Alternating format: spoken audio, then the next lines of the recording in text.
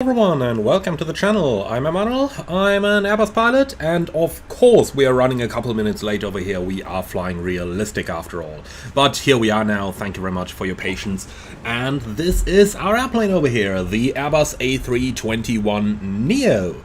Now this one, I first of all need to thank LATA and VFR for giving me a copy of the plane, and then I need to thank Horizon Simulations for making this absolutely incredible mod for it, integrating the fly-by-wire and working on a lot of extra stuff on top of it. So we are looking at a merge of a payware and a freeware over here, but it does look absolutely amazing and I am really looking forward to fly this one. Alright, so Phil is asking in the comments already, what's the ICAO codes of those airports he wants to join in? So there is several codes involved over here. We start at Victor Oscar Mike Mike, which is Chennai, and we're flying to Delhi's Indira Gandhi Airport, Victor India Delta Papa. For both of the two, there are excellent freeware sceneries available, which we've got for Chennai for our departure, and then for our arrival at Delhi, we've got the fieldware scenery over there. So that is our plan for today, but there are excellent freewares available for both airports. Talking about freewares, if we just about have a look at this one now, the windows are rather strongly colored, but if we just go inside for a moment, this, my friends, is actually freeware, and that is just superb, isn't it? So that's a hugely amazing airport that we got over here for Chennai, so I'm really happy to fly from here. Also really happy to participate in an Indian VATSIM event for the very first time, as far as I can remember, because they do run the national day-to-day, and that is where we are going to join in. So we can see there is a little bit of traffic over here at the airport already, which is quite amazing to see, seeing that usually when I'm flying in this region of the world on VATSIM it is rather empty. So really great to have all of this here. Alright, the weather is good for once, to be honest. In India I was a little bit afraid already that it might just be completely foggy. To be fair, over at our destination in Delhi it is at the moment, but we'll jump into the airplane and have a look in a few moments. Alright, so let's jump straight into it and have a look, and obviously as soon as the airplane is powered up, we're going to head for a walk around, and during the walk around we will explore that aircraft a little bit more, and we'll start getting a good look at some of the things happening around the aircraft. Alright, so follow me inside. Now, the cockpit over here is the fly-by-wire A320neo cockpit. So with the A321neo we have a pretty close but not 100% exact cockpit, but honestly, it works 99% of the time, and that is really what we are looking for. The only downside of using the mods over here is that we are losing the cabin that LATA and VFR have implemented. So they do have a very nice cabin in their aircraft by default, but if we're moving to the back and we are taking a look through the door, then this is what we get. Because for now, the cabin and the cockpit mods are not compatible, but I'm afraid that is something we gotta live with, and I'm honest with you, the vast majority of the flight we're gonna spend in the cockpit anyway, so I'm not all too worried about that. Alright, cool, so here we are. Let's go ahead now and start powering our Airbus up. So we've got the engine masters off, start selector norm, weather radar is turned off, landing gear lever down, the wipers are selected off, and the battery voltage is more than 25.5, and that means we can apply power to the airplane. So, batteries on, and external power on. Alright, so, an Airbus wouldn't be an Airbus if it wouldn't take like a couple minutes now for all the computers to boot up, in which we better not touch it. So let's just move down to the electronic flight bag down here and have a look. Now, if this looks familiar to you, then yes, the systems are basically from the fly-by-wire A320.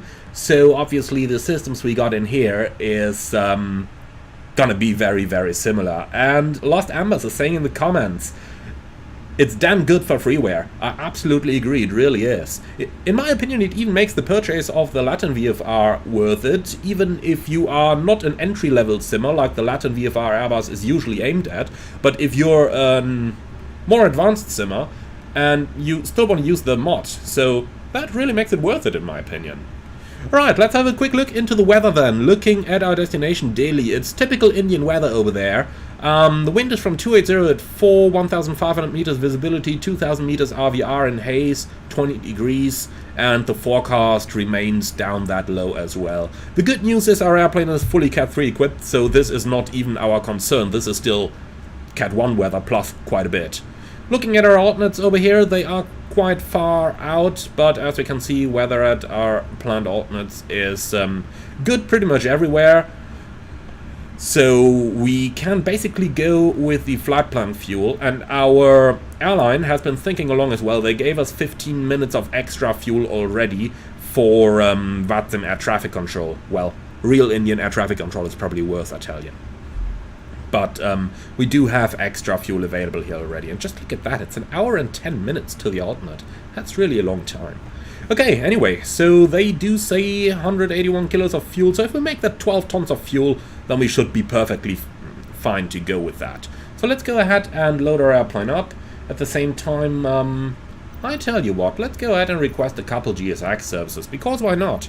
Let's go ahead and request the catering services, and we'll get them working on the airplane. In the meantime, refueling, we'll download it from the SimBrief plan. 11.9 is what they do say in here. 12 is what I say, what I want to take, so let's go with that. And we are going to make this a real-time refueling. Going to take 11 minutes, but now think about how it is when you're sitting in an A330 and you're loading 70 tons of fuel. So yeah, that certainly is going to take a little bit of time. Right, in terms of the payload, let's download it from the cloud as well. That's what we got. 219 passengers over here, so we are almost full. The Indigo A321neo got 222 seats in the real world, so this is what we are dealing with. Alright then, I am just going to take all of that over. Let's see, zero fuel weight, 72.7. Let's just make sure that that actually fits, so that we don't run above the max landing weight, but yeah, that's looking good to me. So let's go ahead and start loading that. How long is that gonna take in real time? 18 minutes. Well, I'll tell you what, we do have that time, so let's go ahead and start boarding our aircraft. Now, obviously, in the real world, we would have waited until the catering is complete, but I tell you honestly, for the sim, that doesn't really matter too much to me. I mean, we could always just go for instant boarding over here, and then just, well, actually, you know what? Let's stop it over here. We'll start it once catering is complete, because, hey, why not? We do have the time. Alright, so, also, we need to probably cool it down a little bit. If we have a look at the air conditioning page, 29 degrees in the aircraft, because it just is hot over here. We're in southern India. Alright, so, let's continue with our flight deck setup then, now that the airplane has, booted all the computers, so the APU fire warning is working. We do have our RMP set. I'm gonna leave it on Honeycomb over here, even though ATC is already online. Okay, then let's go ahead with our APU start. And once the APU is running, we're gonna go for air conditioning, that's for sure. Alright, IRSs, 1, 2, 3. And the cockpit lights, well, we can keep them off for now, but we will need them. Our landing in Delhi is going to be in nighttime, so we will definitely need them throughout the course of the day. Alright, unfortunately we don't have an A321 performance calculator, so we got to guesstimate our numbers, which is a little bit unfortunate, but that's just what it is. So, aircraft technical acceptance. Let's go ahead, do the recall, and there is no messages in there. Logbook, MEL, and CDL items. We have one OEB, which is OEB number 30, and that is in issue number 2, and basically says that we cannot perform non-precision approaches using final approach mode, so we have to perform them using the 2D method if we need to using the FPA method. Apart from that, aircraft configuration summary is all checked, and the logbook is looking good as well, so our aircraft is accepted for the flight. Then let's go ahead and do our checks real quick. So we do have sufficient oxygen in the bottles. I can explain a little bit about why you've got oxygen bottles up here and why there's 2 indications versus 1 indication on other aircraft if you want en route. We'll have like 2 hours and 20 minutes for that. And then let's just check the hydraulics. The reservoirs are full, and if we look at the engine, FADECs are powered off, so let's go ahead and turn them on manually again. You got some switches to do that on the aft overhead over here, which is located right up here. FADEC ground power. Okay, now it's on. Okay, and our our oil quantity is looking good for the flight that we intend to do. Alright, great. So that is our basic system check complete. Now we can just check that the alternate brake system is working. So first things for us to check before we do anything hydraulics is flaps are in agreement with the lever, the speed brakes are up and retracted. Okay, then let's go ahead. Parking brake is off. Now we press the brake pedals and we can see that we do still get brake pressure, and we get more than 1000 psi, but the accumulator pressure is decreasing. So now I'm keeping the brakes and setting the parking brake again. That way I don't discharge the accumulator any further. Alright, so our brakes are working as well. And with that, we can now head out for the walk around and check how our airplane looks from the outside. Oh wow. GSX in use over there. I can see that. That gentleman is using GSX.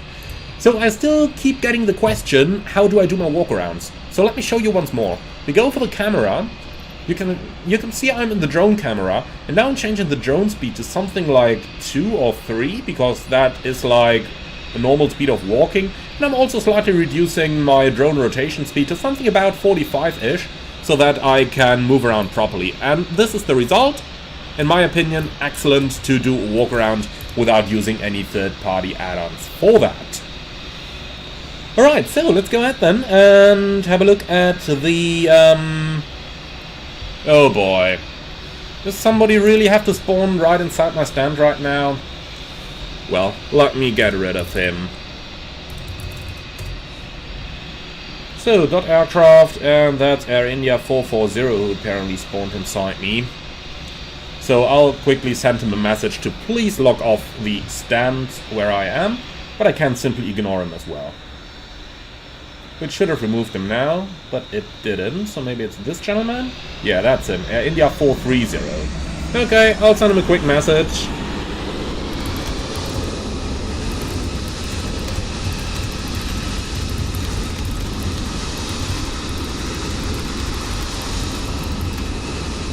Okay, he's locked off already. Perfect. Great, then I don't need to send him anything. Perfect. Alright, let's continue with our walk around then. So we've got our static ports over here, which are looking clean. You can see when you go really close up, this is one of the original Latin VFR liveries, so you can see the level of detail close up is not as high as, for example, on the Phoenix Airbus, but in my opinion it's still doing a very good job. So from the normal distances where we would view the airplane, we would definitely not see any of those details there. Okay then, having a look, the oxygen discharge plug is in. Our pitot and static probes are looking good. The tap probe and the icing probes are looking good down here as well. And then we can have another look at the static port here, and then move up to the front of the airplane. Take a general overview, make sure that there is nothing broken in the aircraft, that it doesn't have any dents, that both sides of the plane are still looking somewhat equal. In other words, nobody did a hard landing on one of the two landing gears at an earlier point in time. And then we can go ahead with our walk around. At the other side, everything's looking good. Let's have a quick look at the landing gear down here. Now, correct me if I'm wrong, I do believe this is pretty much the Asobo standard model, but I'm not sure. It might be custom Latin VFR as well, so do correct me if I'm wrong on that and if you know more than I do. I certainly don't doubt that you might. Alright then, let's move on. So we've got 220 passengers to come in, so let's quickly go for GSX and tell it to start the boarding, please. Alright, so that's our Pratt & Whitney engine that we've got on the airplane over here. The level of detail, as you can see again, looking at the engine cowling here, for example, isn't that high, but from the perspective where you would normally see it in a flight, it's certainly alright. At least when considering the prices, somewhere about 23 euros or something. correct me if I'm wrong on that. Now, the mod, obviously, the Horizons mod for the airplane comes completely for free. Alright, so that's a look at the engine. Then we can continue on the leading edge over here. Once again, I forgot to put my lights on. And if we just have a look over here, that's something cool that you can see. And that is, if you look at the array of how the light looks, and especially if you look at that little thing down there. No, we don't want to board the crew. If you look at that little thing down there, that's basically a little obstruction Airbus put in the way so that the strobe light of the Sharklet cannot shine into the cockpit and illuminate the cockpit. Because that is the problem they had on early Sharklet models, which didn't have this feature. And when you flew those at night, then the strobe lights would light up the cockpit all the time. And that turned out to be rather annoying. But Airbus got rid of that by adding that in. Okay then, quick look at the back of the airplane. The engine outlet's looking good. The landing gear is looking good down here as well. From the front as well. If we go close up, we cannot see any brake wear indicator pins over here. Let's see if they are on the other side. No, there are none modeled, but hey, okay. It's a 23-year-old model after all, and not a PMDG or a Phoenix model. Right, quick look into the cargo compartment. Obviously, in real life, you wouldn't be able to do that. Then we can continue around the rest of the airplane. Alright, the other side basically looks exactly like what we've had a look at already, so I'm going to do that a little bit quicker. So let's just head over here to the other side and see what that looks like. But I do believe that there is nothing to be worried about over here. So that's pretty much a little bit faster of a walk around there, but hey. Why is there aircraft flying all over me? Welcome to VATSIM. Alright, that's looking better. Alright, then let's go back inside and let's continue with our duties as a pilot over here. Okay, cool. So, here we are again, and then I'd say let's go ahead and have a look at our actual airplane and what we want to do in here. So, first of all, we are back inside, so let's go ahead with our boarding once again. That's gonna take like, they say 18 minutes. Boarding completed. Let's just do it that way. We go instant over here, and then GSX is going to do its job. So GSX will cover the passenger boarding, while at the same time we are covering the airplane setup. Okay, cool. So that much about the walk around. Then we can continue with our normal procedures here. And that is basically it. How's the refueling going? Almost completed. Last 100 kilos coming in right now. That is alright. Alright, cool. That's 12 tons on board. Then we can put the seatbelts on. APU bleed coming on as well. Battery check. Let's open the ELAC page for that. So we turn the batteries off. Then we turn the batteries back on again. And now they should be charging. And yeah, we do get a slight amperage here. In the real world that would go up to something like 60 or 70 amps for a couple of moments and then go back down again. But we already know that the fly-by-wire isn't 100% on top of that. Alright, so... And on that side there's basically nothing to do for us. So let's continue down here. So, very important in Airbus aircraft. You gotta make sure that the date on the clock is correct. So it is the 26th of January 2024 today. That is very important because when that is off by more than 10 days, your flaps aren't going to work anymore. The Airbus will lock the flaps because it thinks that there is something wrong in the computer there. That is something really mandatory to know and very easy to miss in the And Adrian saying in the comments, this looks almost like the fly-by-wire A320. Yeah, it does, because basically what this airplane is, we're sitting in the Latin VFR A321neo and modded with the Horizon Sim mod. And Horizon Sim basically merged it with the fly-by-wire aircraft. So we've got fly-by-wire systems, we got the fly-by-wire quality that we know and love, while at the same time having the flight dynamics and the engines and the performance of the A321neo. Which is quite a cool thing. And all of that you can get for something like just the purchase price of the Latin VFR plane, which is, I believe, 23 euros or so, and the Horizon Sim mod and the fly-by-wire mods are for free, which is very cool. Alright, so that is our Stuff uplink, let's go for an ATIS as well. So, I'll tell you what, let's do it that way. D-ATIS. Oh, nothing in there yet. Alright.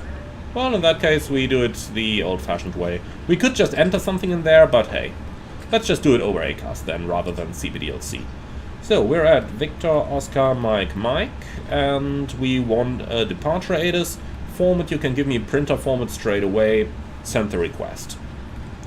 Right, so, while we're waiting for that, let's go ahead with our actual flight plan. We're an A321-200, that's correct, with a Pratt & Whitney 1130 GA engine, is also correct.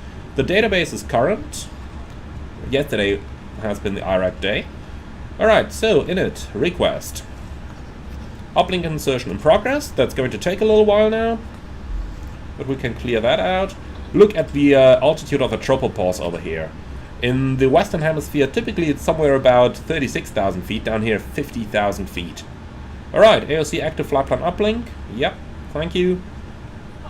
And then let's go ahead with the actual flight plan. So, do we have an ATIS yet? Yes, we do. Superb. Did I ever mention I love that printer? I would really hope more aircraft would have that. Okay, so that's ATIS Charlie from 1130 Zulu, which is like, yeah, about 20 minutes old. I did set my time 1 hour earlier because the sun would be setting pretty soon already if I didn't do that.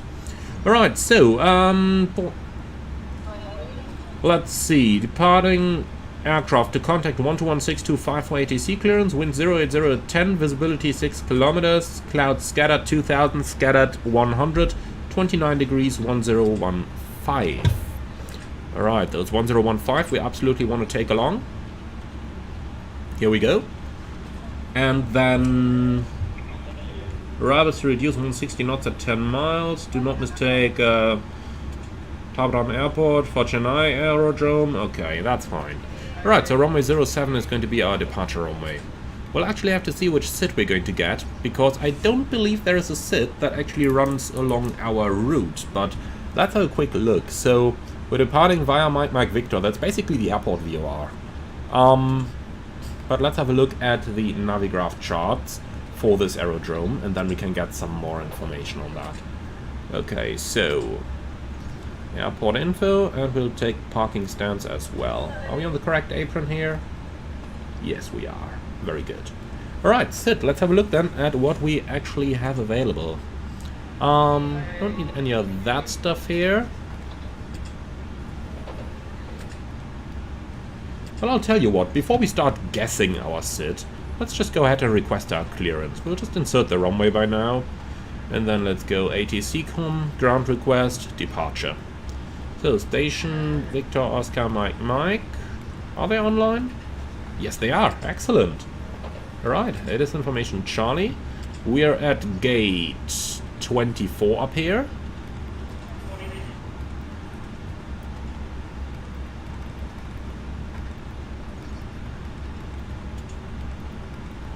Alright. Format, that looks about right for me. So, transfer. Whoopsie. Okay, depart requests. Indigo 6184 from Chennai gate 24 to Delhi Artist Charlie, aircraft type A321neo. Good evening. Sent. So let's see if they are using PDC over here. I sure hope they do. But I do suppose we're going to see about it. And we can close that down. If a reply comes, we're going to see it right over here. In the meantime, let's go ahead with our arrival. So Delhi, arrival. What do we have then? If we have a look down here, runway 27 they planned via Delta Papa November. Okay, ILS 27. Is there any arrival via Delta Papa November? It probably isn't. I mean, I was a little bit surprised when we planned the route, because this goes from the airport VOR to the airport VOR, but that is the official event routing that they've chosen in the when they published that the event is taking place. So we'll have to see about it. Would be nice if we had some complete navlog here featuring every single waypoint, but we probably got it down here, do we? So Bavox. Let's see, do we have a Bavox arrival? I think I saw something the likes. Yeah, we do. Bavox 6 Alpha. Okay. And we're gonna take that. And without a via for now. Insert. So let's just fix up the end of the flight plan then. Here we go. So Bavox is in.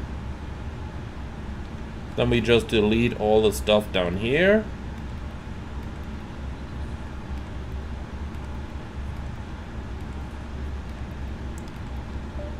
Alright, so that is in. Let's see, our route itself is going via Kamgu, Kyrku, Andaf. Do we have any SIT departing over those? It's a little bit confusing with the route over here. But I'm pretty sure there will be something, but at least I can't see it over here.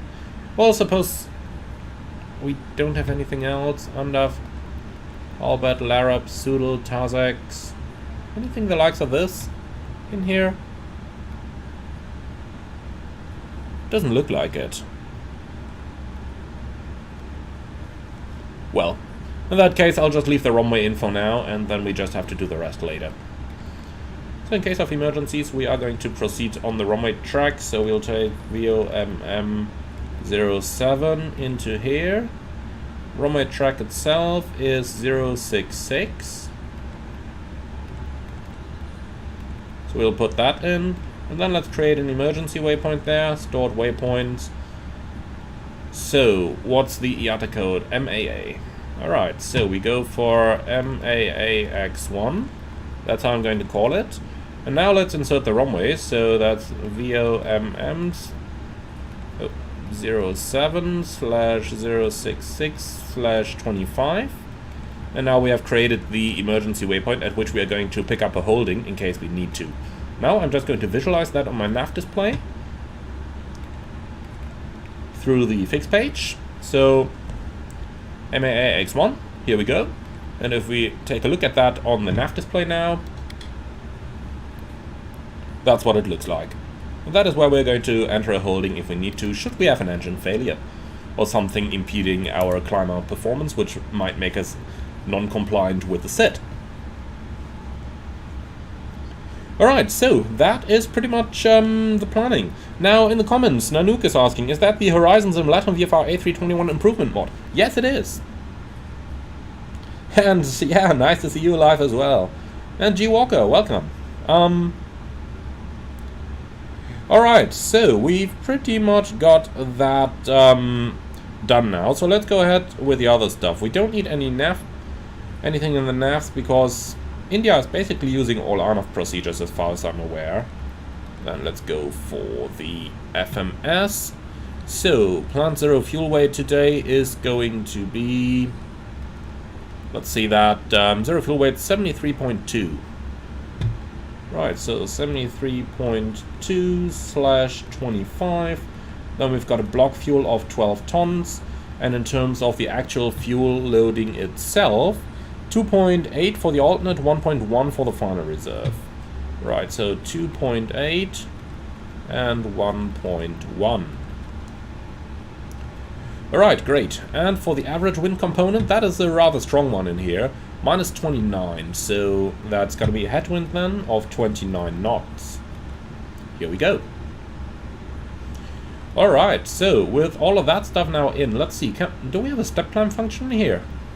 Step outs, yeah we do, but there are none planned. I just want to see if that works. 320/ I just need an en route waypoint. Let's call it La Hop.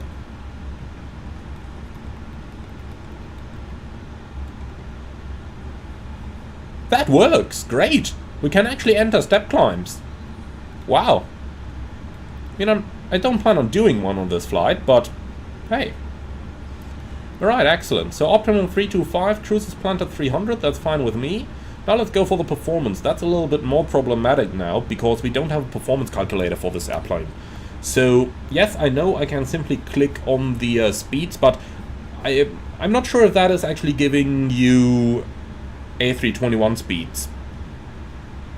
Or if it's giving you A320 speeds, because that stuff basically is from the fly-by-wires. But I tell you what, let's go for flap 3 takeoff. We're going to take a flex temperature. Well, I'll be honest with you, let's not take one at all. And then let's see what speeds we get. 37, 38, 42. Well, that might work. That might work. Okay, we'll leave it like it is. Great. Then, next phase, do we need anything on here? No, we basically don't. Alright, superb. So our FMS setup is done with that. So, yeah, I tend to say let's get our clearance, and I'll just set something preliminary here on the FCU. And then I'd say let's get our clearance, because they didn't answer to our PDC request. And then we can still decide on what to do next. Alright, so taxi chart then, and here's the airport chart. That should have delivery frequency. Oh, there is none. Okay, delivery is via CPDLC or ACARS only. Lovely. Well, in that case, I do suppose, what can we do? Well, I can always check VATSIM. VATSIM says delivery frequency 121.625. So let's call him over there.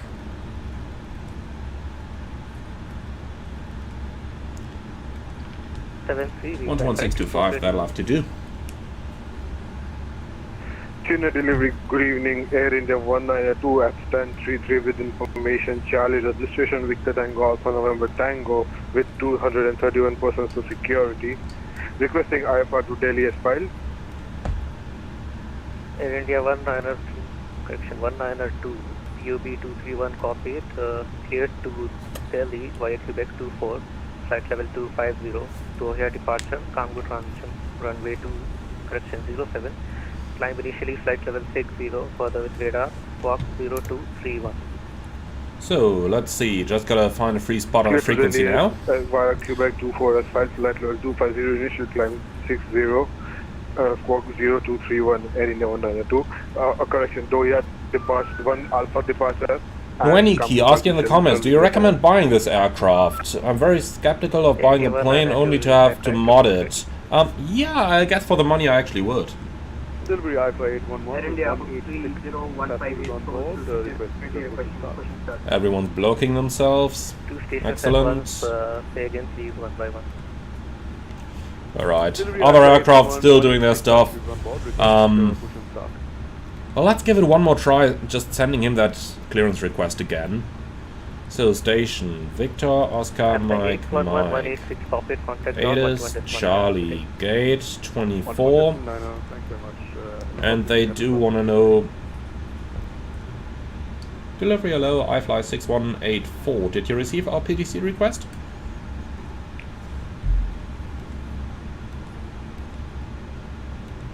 iFly 6184, negative sir. Roger, we'll resend it. Alright, so... let's see, they do say in the remarks of the delivery that they want to know our aircraft registration. So that's Victor Tango, India Uniform Tango. Contact ground 121.9, okay. Contacting ground 121.9, I'm happy to... They want to know our passengers, which is 219. And the destination they know. Okay, excellent. So let's try that once more. Transfer to DCDU. And here it is. To Victor Oscar Mike Mike, depart request. iFly 6184. From gate 24 to Delhi, artist Charlie, A321neo. And Rec Victor Tango, India Uniform Tango, PAX 219. Send.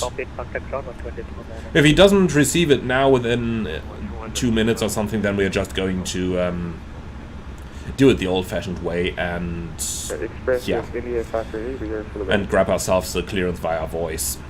But I kind of want to have this working. Okay. Say it again. You mean a passenger on board? Yeah, it's funny. Requesting the passenger figures from the pilot, that is something they need to do in certain parts of the world. In Africa, for example, often that would happen as well. Because... oh, here it is. Excellent. Okay, depart request. Status, request being processed, standby. Excellent. So now it's in the system. Not sure what happened earlier. If somebody wants to go back later on in the live stream when we're in cruise or something and find out, then be my guest. Perhaps I mistyped the airport code or something the likes. But in any case, the clearance is now on request, so he should get all that data. Okay, in the meantime, what else can we do? I want to wait with the briefing until we know what SID we are going to fly. So, I would say let's just go ahead and say hello to the passengers already, and then we can do the rest later. PA button unfortunately doesn't work over here, but in the real world you would take the handset anyway. Ladies and gentlemen, a very good evening from Flydeck. This is your captain speaking. My name is Emmanuel, and in the name of Indigo, I would like to welcome you all on board our flight to Delhi. Flight time today, 2 hours and 20 with a smooth ride in 30,000 feet. Would like to say thank you very much for being our guests today. Sit back, relax, enjoy the flight with us. And finally, please listen to the cabin crew's safety demonstration, which is going to be carried out in a few moments. The cabin crew is there for 3 reasons, and that is your safety, and your safety. So if there is any additional time, they will also do some service for you. With that, we would like to say thank you very much for being on board. Sit back, relax, enjoy the flight with us, and we'll get back to you as soon as we reach our cruising flight. Okay, and here's our PDC. So PDC number 1. We're actually the first guy to request PDC today. Okay, clear to Delhi of runway 07 via Dohia X Kamgu. What do we have there? Kamgu? Then we just need Dohia. Is there a sit towards Dohia? Let's just see real quick. Yes, there is. Dohia on-off departure. Alright, so Dohia direct Kamgu. Alright, that makes sense now. So let's first of all go ahead and second page. That's really nice, by the way. In order to be able to send an answer, you really need to read all pages. That is correct for the real airplane as well.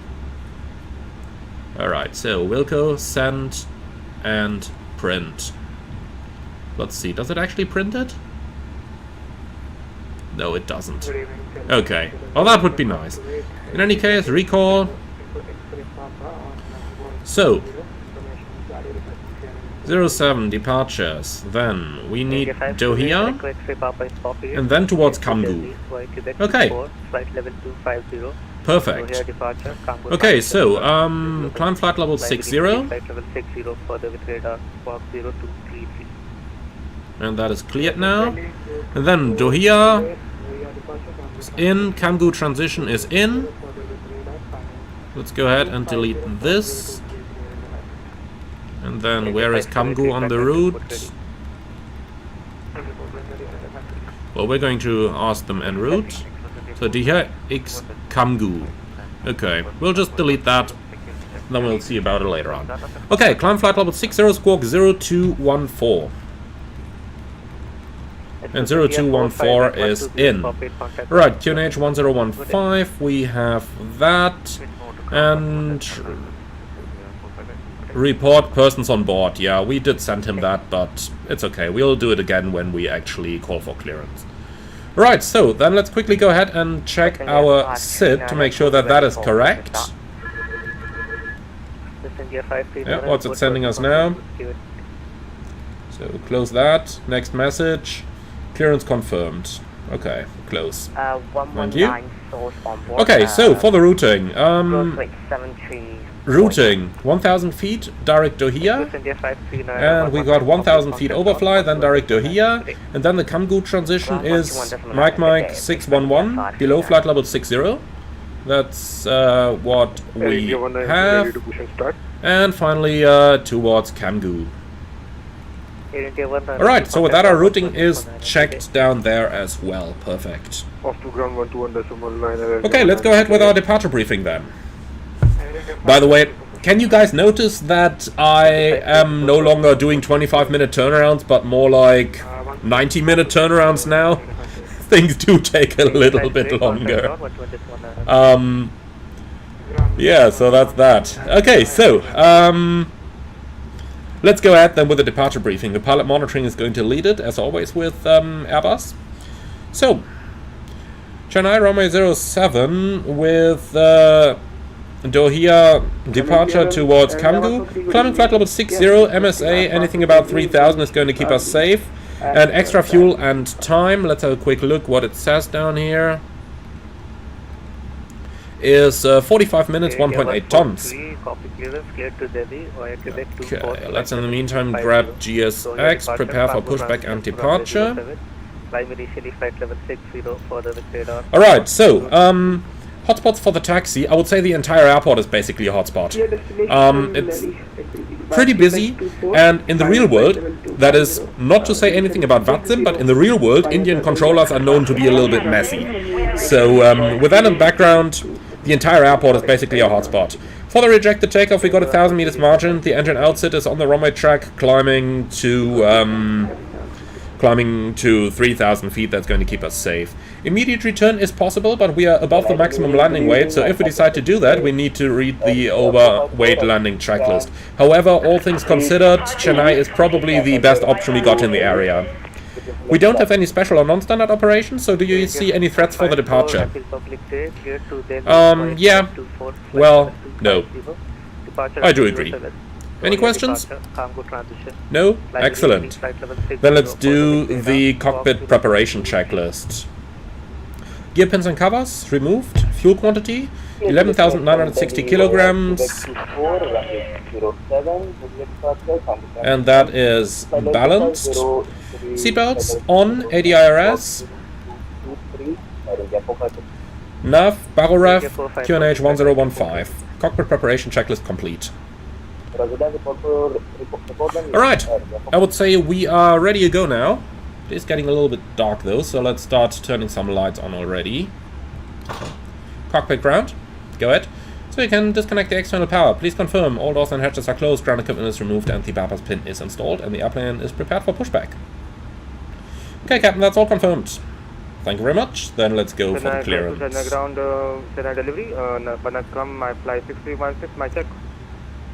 Okay, so if we take a quick look in here, then our center of gravity is 28. So let's go ahead and do that stuff real quick. Zero fuel weight, 72.7 and 72.7/28. Okay, that's 84.5 tons of takeoff weight and 28 CG. Let's see, that gives us roughly 0.8 up. Why can I not trim anything? That works. Interesting, there's something here blocking my view on the trim wheel. Let's do it from here. Oh, interesting, something blocks it. But okay, up 0.4 is going to work. Okay, great. So that's basically our setup completed here. Let's go for the pushback clearance then. Flight 2098, contact ground 121.9. What's the call sign again?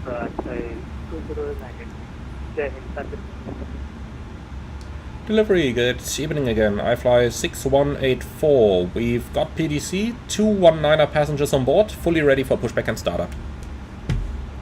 After 6184, 219 copied, contact ground 121.9. Good day. 121.9, I fly 6184, good day. I fly 6316, copy clearance. Please go ahead. 5 and caution, there's a Air Express India 737 pushing back on your left.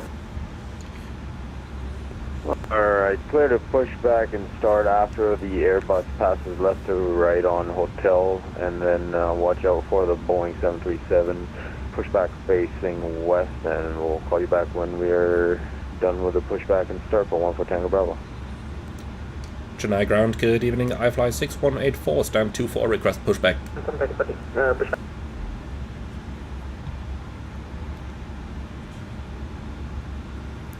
Ground hello, I fly 6184, stand 24, request pushback.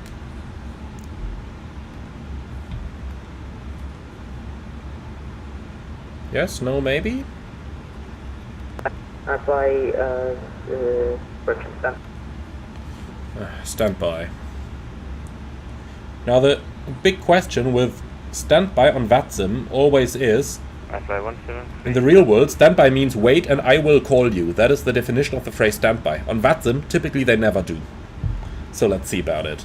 Anyone behind us? There actually isn't.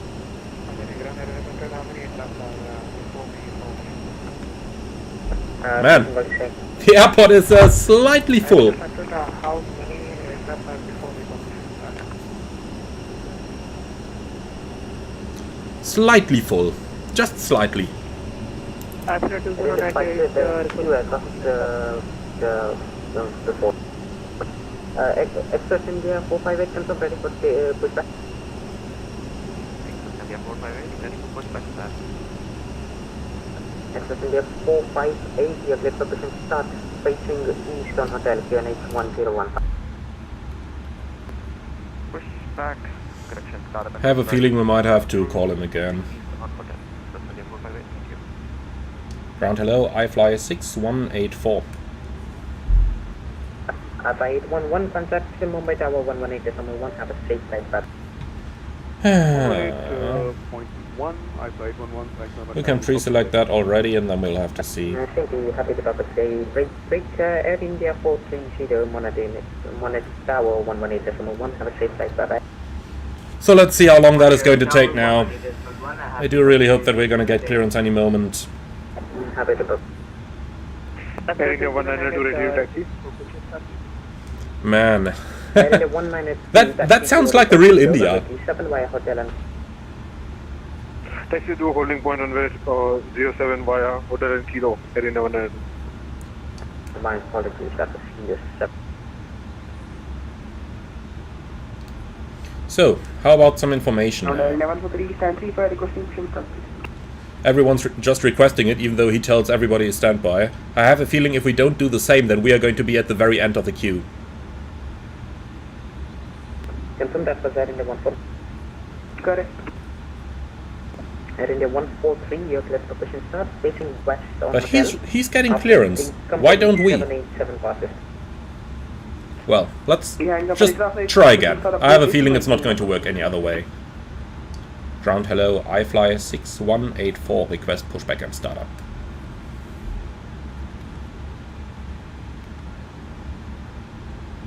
Alpha 6481, your clear for pushing start, facing Eastern Hotel, QNH 1015. Please confirm it is iFly 6184, clear to push and start, facing East on Hotel. From Alpha 618. iFly 6184, roger, pushback and startup approved, facing East on Hotel. I just really wanted to clarify that. So it's going to be the nose to the left. Okay, before start checklist. Well, tell you what, we'll start the pushback first, do the checklist second. You can do that in Airbus. Okay, so, ground cockpit, go ahead. So, push and start approved, facing East on Hotel, parking brake released. Checking that start, Chennai, clear for push and start, east on hotel, QNH 101. Okay, before start checklist. Parking brake, released, takeoff speeds and thrust. 137, 138, 142, and toga. Windows.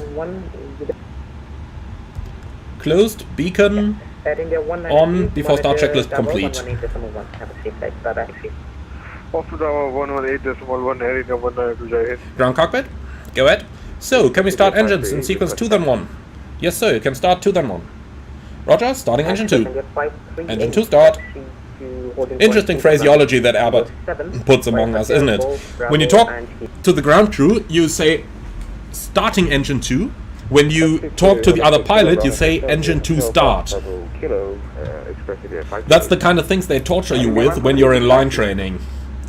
But here we go, we are pushing.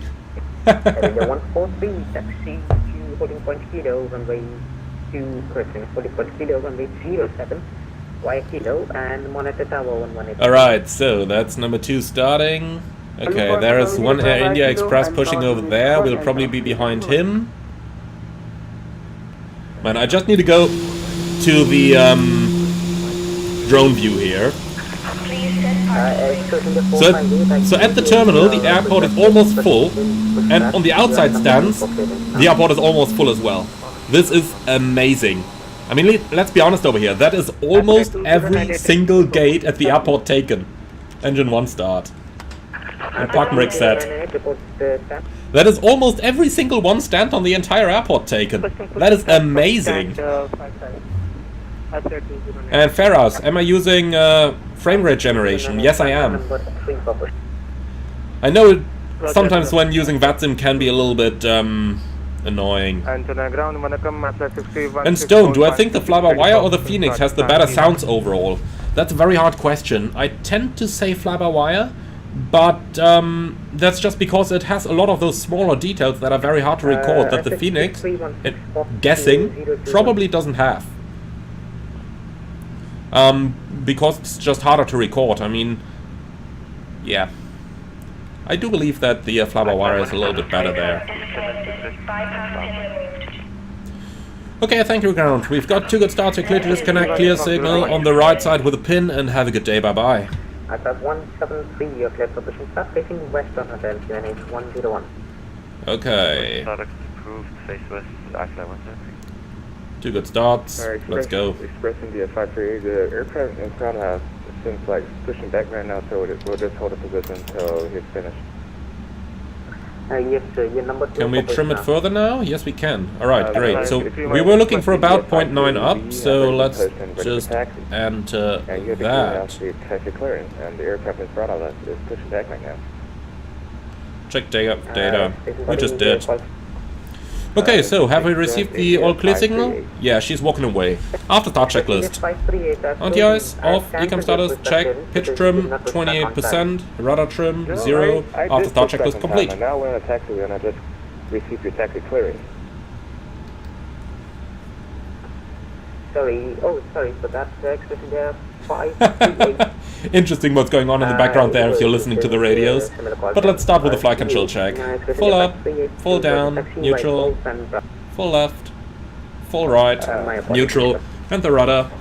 Full left, full right, neutral. And the aircraft in front of us is actually eventually moving, and thank you so much. Express India 538.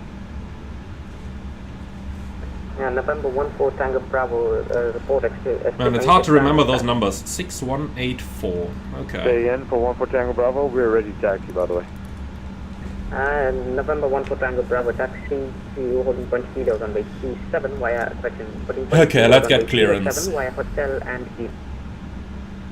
Holding point kilo via hotel for runway 07, November 14 Tango Bravo.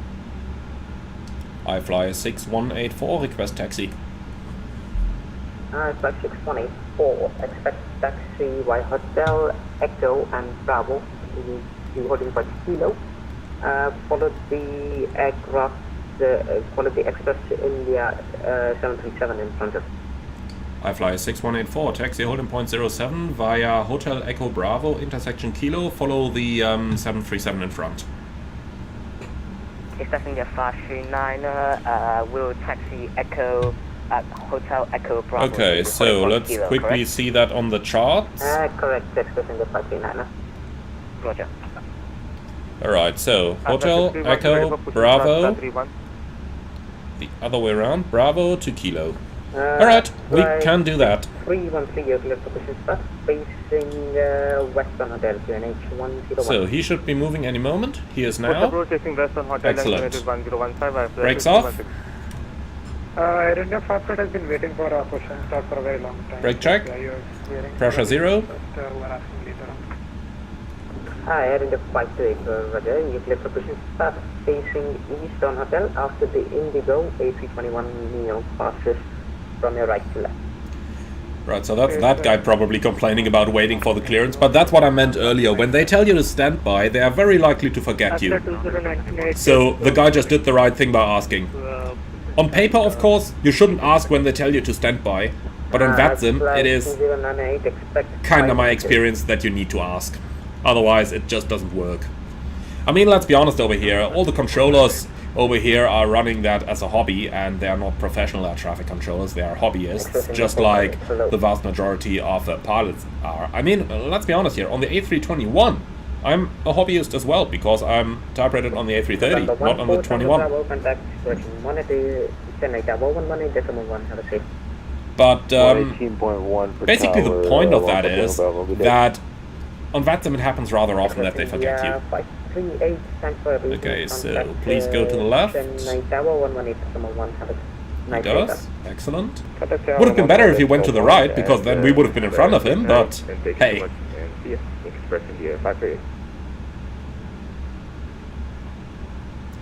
Okay. So there's like 2 aircraft in front of us, so 3 including him. I do tend to say that's going to be okay. It's not going to be too much of a wait there, honestly. Mission start approved facing Western Hotel and QNH 1015 area 456.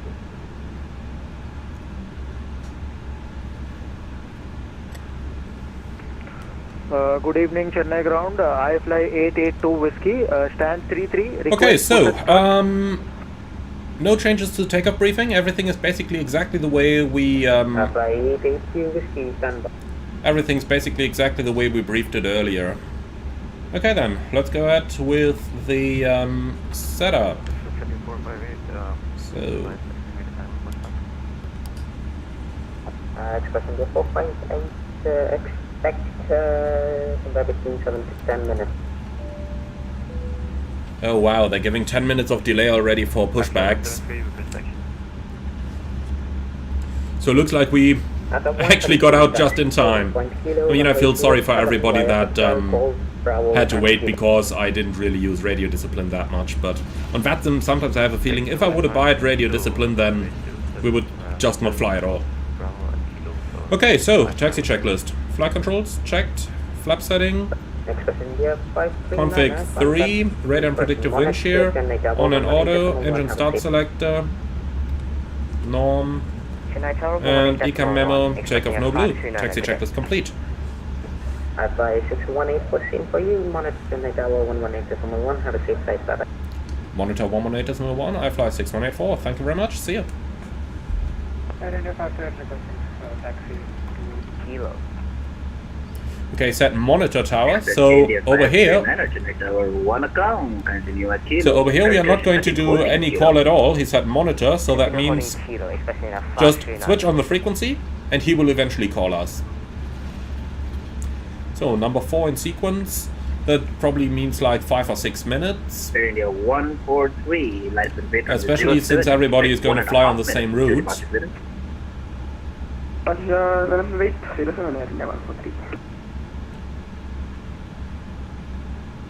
Alright. So parking brake is set, lights coming off, and here we are waiting. So, let's just take a moment, by the way, to appreciate how much of an awesome work the developer of the airport over here has been doing. If we just have a look at this, it's basically freeware. Well, not basically, it is freeware. And for freeware, that's looking completely awesome, isn't it? I mean, that's a superb airport there. I'm really happy to see that. And 0-28, yeah, this is using the fly-by-wire systems and the fly-by-wire cockpit as well. And yeah, that Air India over there is using GSX, huh? But as the GSX developer says all the time, not his fault, nothing he can do. It's Microsoft Flight Simulator, it's VATSIM, it's their fault. Oh boy, can't hear that anymore. Somebody should do a replacement for GSX. Okay, but in the meantime, it's all we have. So, is that guy gonna taxi forward a bit? Air India 143, wind 30 degrees, 8 knots under 07. Hey, that Air India is getting takeoff clearance. 127.9, happy Republic Day, Jay. 127.9. Alright, we can certainly note that down. 1000 approach 127.9 for L3 and then display to be. Alright, a little bit of thrust. And that should be just about all we need. Number 14 Tango Bravo, apologies for the delay. Expect 3 more minutes here delay behind the departing 77. No worries, thanks for the heads up, 14 Tango Bravo.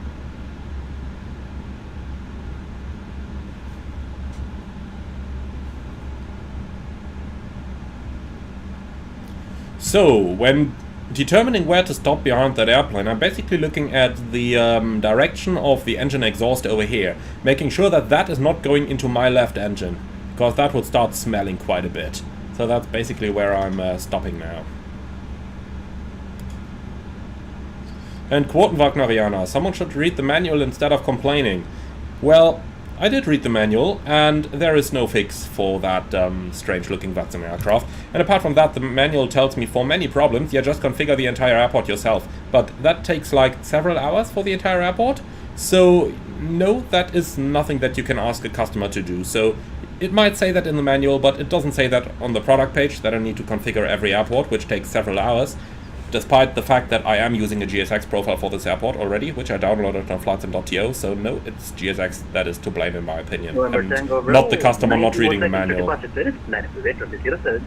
Correction, continue holding kilo at the aircraft on panel. That's just my opinion there. Continue holding kilo 1 for Tango Bravo.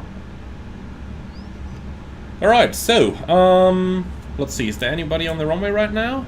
No, but he said there was somebody on final, so that's probably whom we're waiting for. So it's 1, 2, plus 1 landing, so we're looking at a delay of, yeah, maybe still 5 minutes, but let's see about it. It's interesting, if they are even getting arrivals right now, the apron is probably going to fill up pretty quickly looking at this.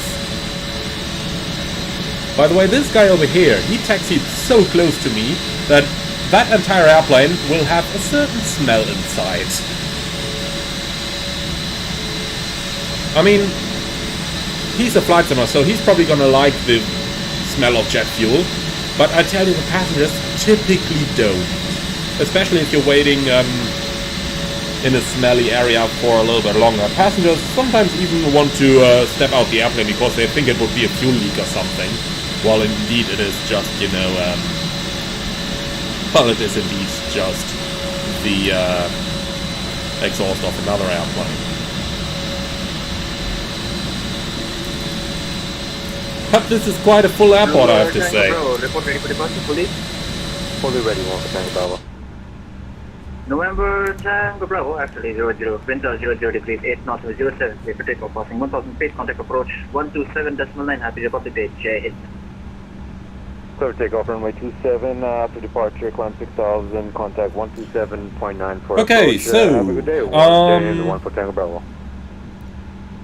Choke Yin Ho, I hope I pronounced it correctly. Hi, are you using real weather? Cause my sky looks so orange. Well, I am using real weather, but I set the time back by an hour. So my time is basically an hour earlier, because otherwise the sun would be down in like, you know, half an hour. But I prefer to just have a little bit of sunlight up as we depart, and then we can watch the sun setting as we fly along. Continue holding aircraft on panel number 07. It's still holding 07 or expressing the 5A. Okay, so let's just get into position here.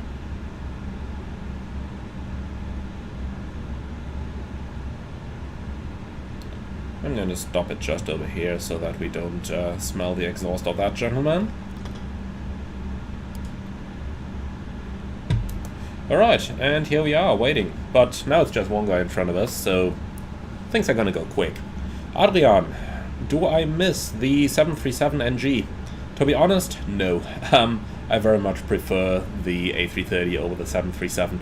It's, you know, flying is a twofold thing. On one hand side, there is actual flying, and in terms of actual flying, the 737 and the A330 are very similar to one another. But then there is also the part of it being a job, and in those terms, the Airbus surpasses the Boeing by 1,000 times. You know, things like the cockpit is much more spacious, there is a lot more space in front of you, so when you just want to relax a little bit, there's a lot more space in here. Obviously you got the table, which makes life so much easier. So all these things, when they come together, in my opinion, make the Airbus the nicer airplane. And Max, hi, does my company also fly the A330-200? Yes, they do. We've got 300 and 200. Land runway 07, contact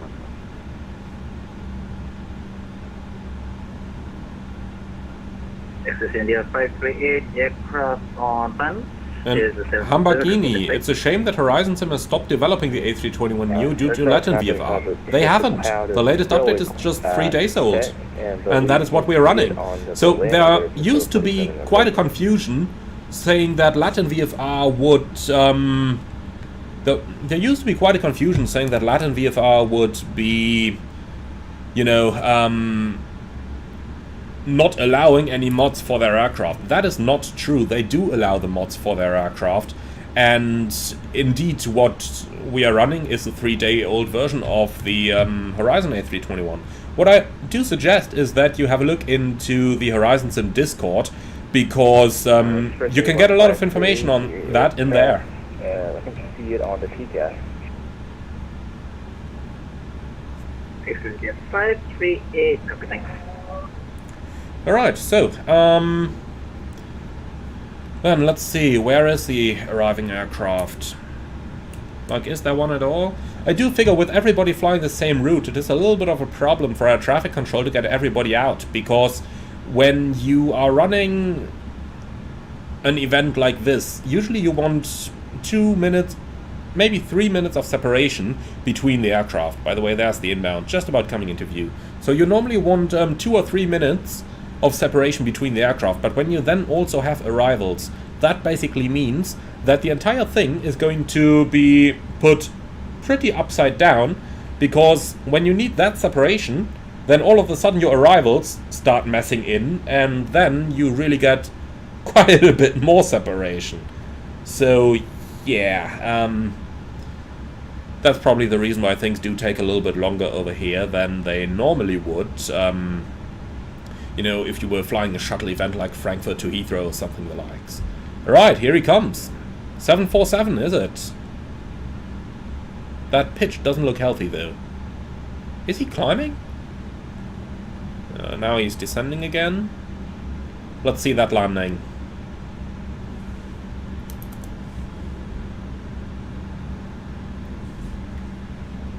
Don't flare so long. Put it down. Don't flare. Put it down. Put it down, please. And he's down. Oh, it's quite an extended flare, though. Quite an extended flare. Alright. So he should be lining up now. Cathay 152 Heavy, welcome to Chennai. We get on at your right on Charlie 1, contact ground 121.9. So please start lining up. Okay, boy, Charlie 1121.9 for ground, Cathay 1.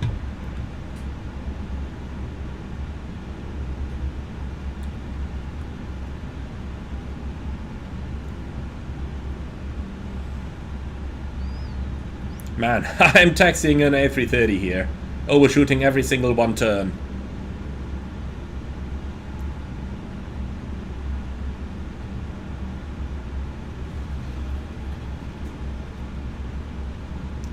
A little bit close, right? What's he doing? Is he stopping? You've got lineup clearance, my friend. As soon as the 747 is off the runway, you could go. So please do line up. This is the 538, wind 0 degrees, 8 knots, runway 07, clear for takeoff, passing 1,000 feet, contact, approach. Yeah, here we go. That's wasted time now. He could be rolling now, and now he's still got to do the lineup. That's half a minute wasted.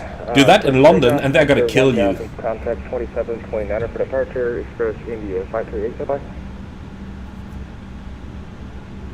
So Air India 538 Heavy, holding on hotel, sir.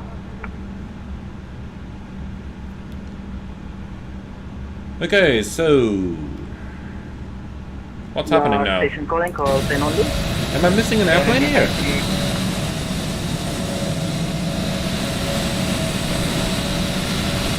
Am I missing something? That guy in front of me, he's cleared for takeoff, isn't he?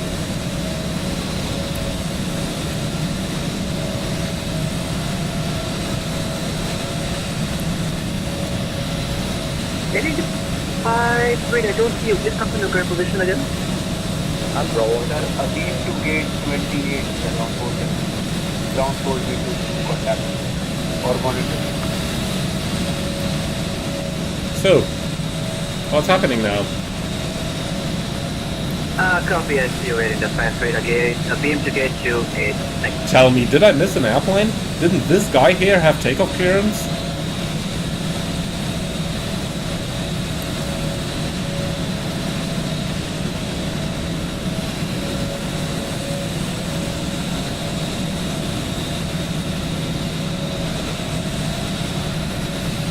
Church Jim Hill, I'm the one at the holding point, that's another guy. Good evening. Yeah, okay. Currently holding kilo and 07. Well, that's fair enough, I suppose.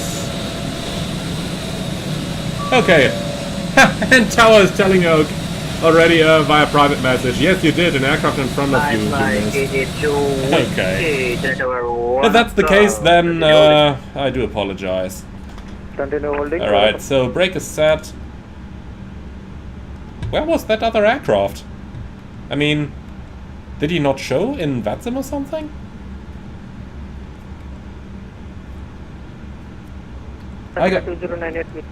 Oh, maybe that other aircraft is the one that I made invisible when he spawned in my gate.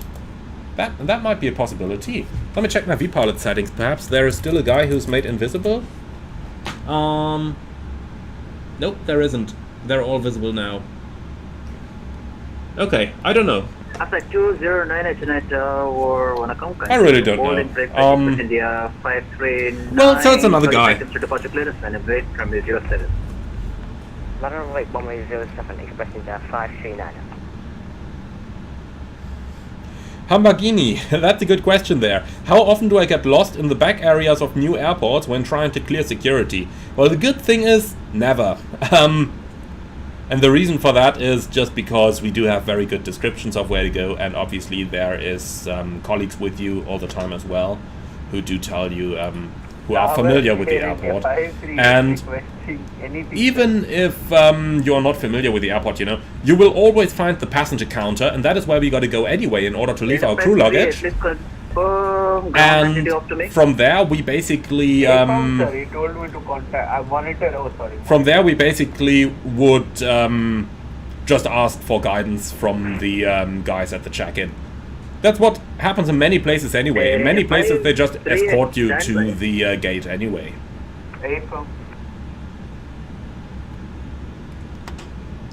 Right, so brake set, taxi light off. Sorry, what's that for? Expecting the 539. And then we should hopefully get a clearance in a few moments. 539 wind 00 degrees, 8 knots, runway 07, clear for takeoff, passing 1,000 feet, contact... Max, is there any notable difference between flying the 200 and the 300? No, not really. 7, passing 1,000 feet, contact departure, 1279 And... a day. Sisei Meow, how often do I fly? How many hours do I work per week? Well, it's normally 4 flights of, rather 4 rotations, so 8 flights per month, and then, you know, like 2 or 3 days at the place, and then going back home, then you got 2 or 3 days at home, so, like that. India 153 at negative customer frequency, continue... But I can tell you that doing 4 long hauls per month is quite exhausting, especially with all the time differences and when you're doing both eastbound and westbound. Alright, so let's quickly grab that sit chart. I forgot to pin it earlier, but here we go. So Dohia departure. I fly 6184, apologies for the extended delay, expect 2 minutes for the delay. I fly 6184, roger.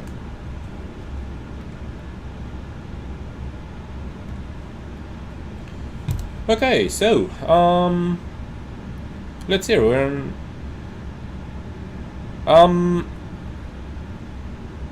then there's a question in the comments from Patrick. How's the Horizon Sim, or rather, is the Horizon Sim 321neo similar to the fly-by-wire? Yes, it is, mostly because it is using the fly-by-wire systems. So Horizon Sim have integrated the fly-by-wire with the Latin VFI Airbus 321neo, and basically what we got then is a fly-by-wire A321neo. That is how I would call it. They did still adapt the flight dynamics and everything, so this is custom flight dynamics for the A321. Everything's alright with that. But, you know, apart from that, it is very much the fly-by-wire. 1 more minute delay for departure clearance, light and business 07. I fly 6184, line up and wait, runway 07. Cabin crew, prepare for departure.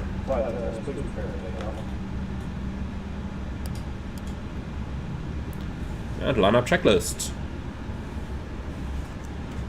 Takeoff runway 07, and we'll just go full length if we gotta wait for a minute anyway. TCAS, Tara, PAX 1 and 2 on, lineup checklist complete.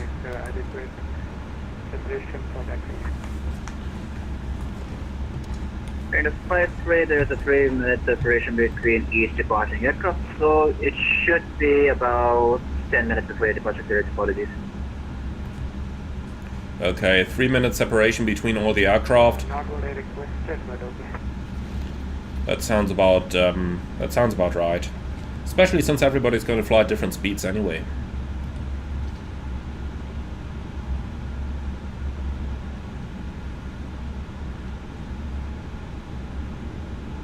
Right, let's take the maximum length available.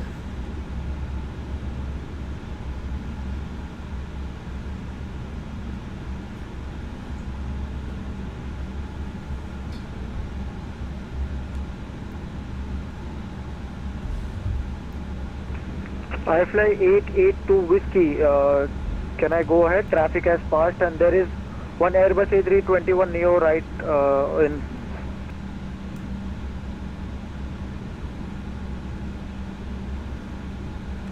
Alright. I fly 882 Whiskey. You can taxi in front. I fly 6316 can be behind you.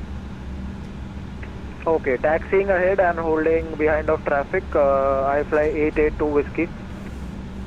I fly 6184, wind 0 degrees, 8 knots, number 07, clear for takeoff, passing 1000 feet, contact approach 127.9, happy Republic JJ. I fly 6184, runway 07, clear for takeoff at 1000 feet, contact 127.9, bye bye. Okay, ready? Takeoff.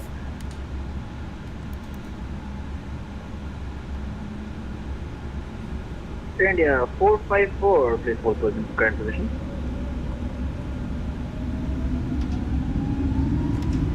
Mantoga, SRS runway, auto thrust blue. Thrust set.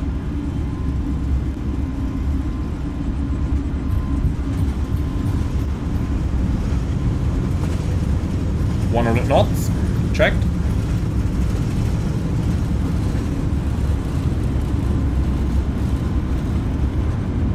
V1, rotate. 82, please hold position.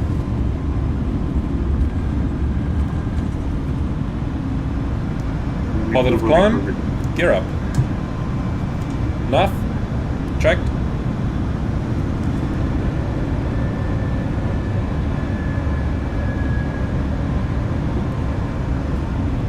Okay, at 1000 feet we call departure. And I'll tell you what, let's put the autopilot on. AP1.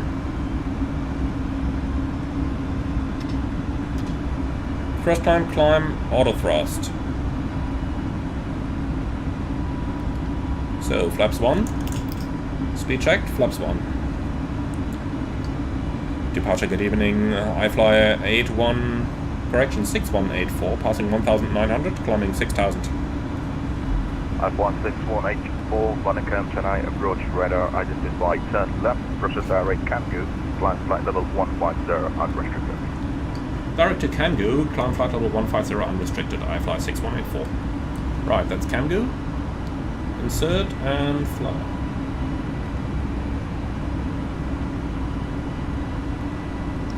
Set 15,000 blue. Okay, flap 0. Speed checked, flaps 0. Alright. So, we made it. Interesting, we get a magenta level of arrow over here, but 15,000 is blue. That doesn't match, like, you have either one or the other. So this should be either magenta 6,000 if it really wants to level off over here, or this should be gone and replaced by the blue level of arrow at 15,000 that we should see anyway. So it looks like for some reason it still has the 6,000 beam restriction in. Because you can see over here it wants to continue the climb. That pretty much looks like it. Let's see what the airplane is actually going to do now. Set standard. Standard cross-check, passing flight level 48 now. Checked. So I just want to see what the plane is going to do. That's just a little experiment. In the real world, if it would do something like that, I would just go to open climb. But Just want to see if it is going to attempt a level off or if it is just going to climb through that arrow over here. It's looking at the ND, it has a level segment in here for 10 miles. But it just keeps climbing, very good. Interesting.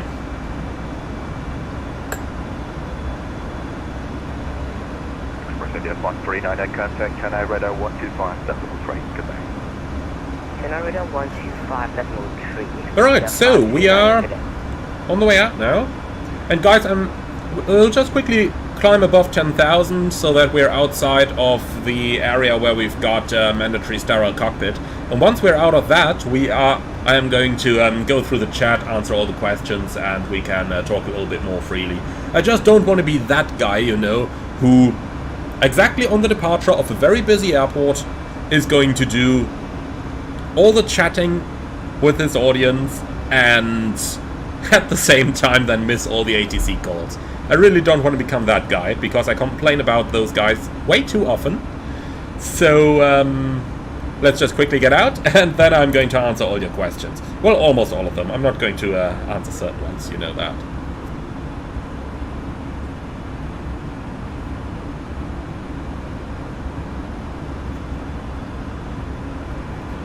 Alright, so if you do have questions, do put them in there, and we'll talk about them in a few moments. For now, passing level 100. I'll keep the seatbelts on until we're out of this, because it might be a little bit turbulent. Just a little, I don't really expect anything bad, but just want to be on the safe side there. Okay, so clear and copy.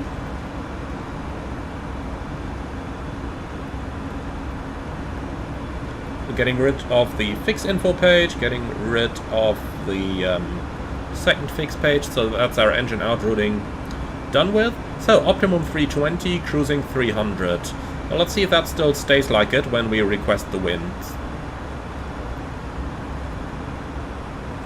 Because I did run the flight through SimBrief, and SimBrief said that at level 320 we're going to take 8 minutes additional while burning 200 kilos more because of stronger headwinds. So let's just see. ATC is surely going to ask us about our level request. So let's see. Cruise. Why did we get such low flight levels? Ah, here we go. That's better.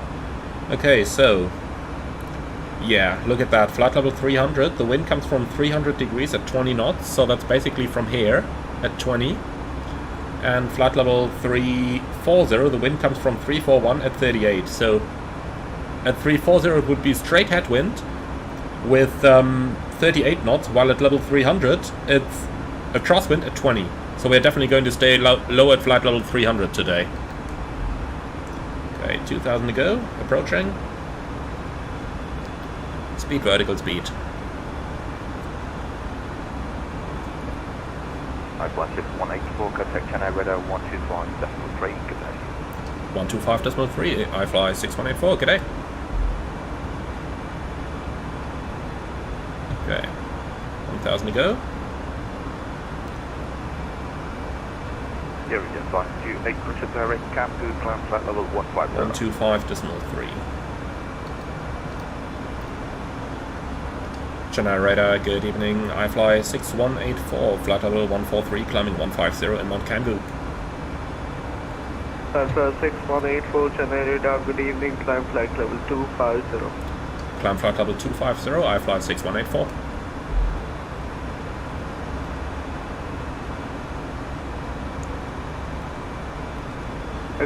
First climb, alt flight level 250 blue. Alright, so I do think we are good to go to release our passengers as well now. And here we go. Alright, awesome. So we are on the way now. Little look down at the Indian scenery while we have time for it, because it is going to go and get dark very quickly now. But looking at that, looks pretty beautiful, doesn't it? That A321neo. It's a strange sight. After flying the Fenix for a year and a half now, all of a sudden the thing has grown quite a bit. That's a really strange sight. Haven't seen that in a while. Alright, so, Rich Brit, well, what a username. is asking in the comments below, what engine type is this Airbus? So this has got the Pratt & Whitney engines on it. The package in itself also includes the CFM LEAP engines, and because I saw the question earlier on in the chat but didn't get to answer it at the time, the long-range version of the Airbus is included in the package as well. So there is a good chance that at some point we are going to do a transatlantic crossing with this one. For example, Aer Lingus is flying them over to the United States, and they fly from Dublin, they fly the A321neo LR version to Washington, New York JFK, New York Newark, and Boston and Toronto. So there is a good chance we're going to do one of those when the opportunity arises with it. But for now, 2.5 hours to Delhi is also a good thing already. By the way, quite surprised to see how the atmosphere of the flight simulator has changed. I do remember in earlier versions, basically once it started getting, you know, a colored sky, which we definitely had on the ground prior to our departure, that wouldn't go away anymore. Now that we're actually in the air, we've got a completely blue sky again. That's quite cool. Alright, so going back inside, 1,900 feet a minute rate of climb, that is quite okay. India 528 radar, hello. So, 230. Ralue is asking, are you using SimToolkit Pro by any chance? I did in the past, but I basically have stopped using any flight trackers because I kind of like to do these things on my own now. So, valid 297, but is the performance for each engine type correct, or is it just visuals? As far as I'm aware, the performance for each engine type is correct. If you have a look at the Horizon Sim mod, they also say that they do performance mods for each of the engine types.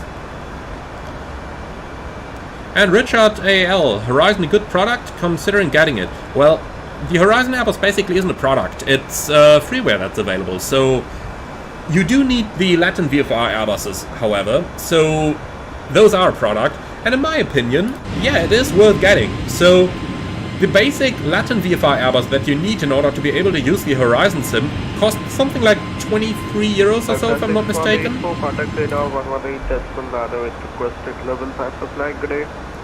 118.9 with a requested level, I fly 6184, good day. Right, so that is 118.9. Flight level 250. This is Express India 128.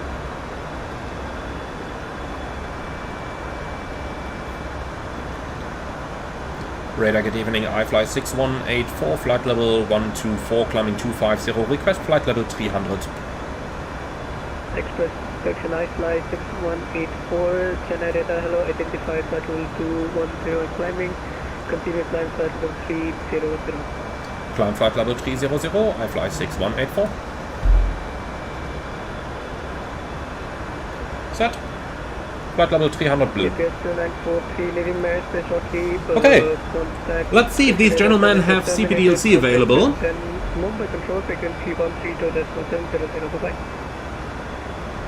So, ATC com. Connection, notification, Victor Oscar Mike Foxtrot. Notify. Let's see, next ATC VOMF. Notified, very good. So he does have CPDLC. Awesome. Because that makes it a little bit easier with the monitoring of the frequencies. Alright, so small thing there in terms of the cruising altitude that we decided for, if we have a look into that. Planned optimum flight level. And then, if we have a look into this, if we go below, it's a little bit less fuel, but additional time. And we don't have any data for going higher over here. On the real life flight plans we do. And that would have told us that we would have that would have told us that flying any higher is going to give us additional headwind. So flight level 300 is the optimum flight level for us today. Even though it is a rather long flight, it is definitely the optimal level.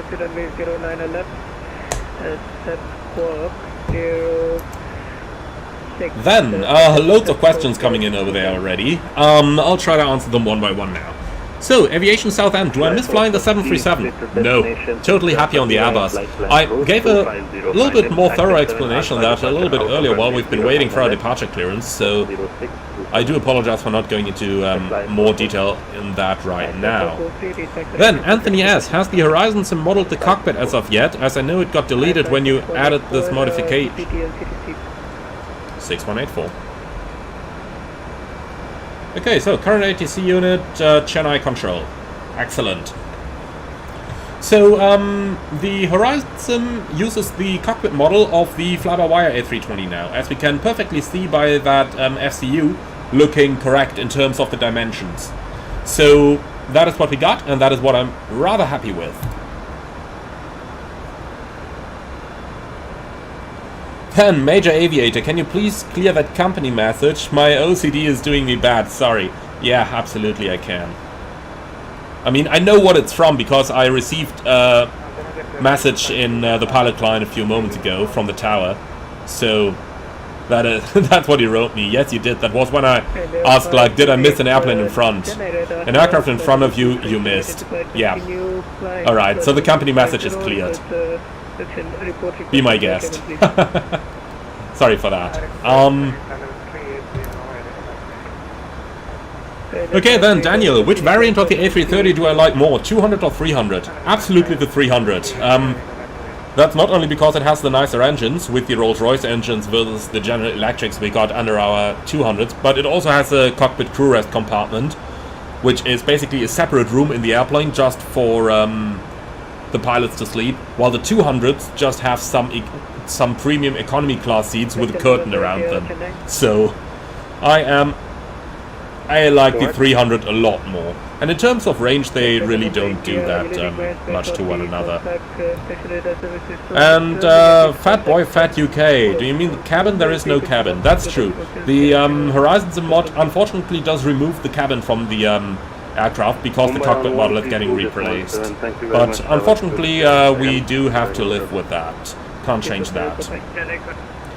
Then, going a little bit further up, Mohammed is asking, I have DirectX 12 mixed ground texture problem. Any solution for this, or should I give up and use DirectX 11?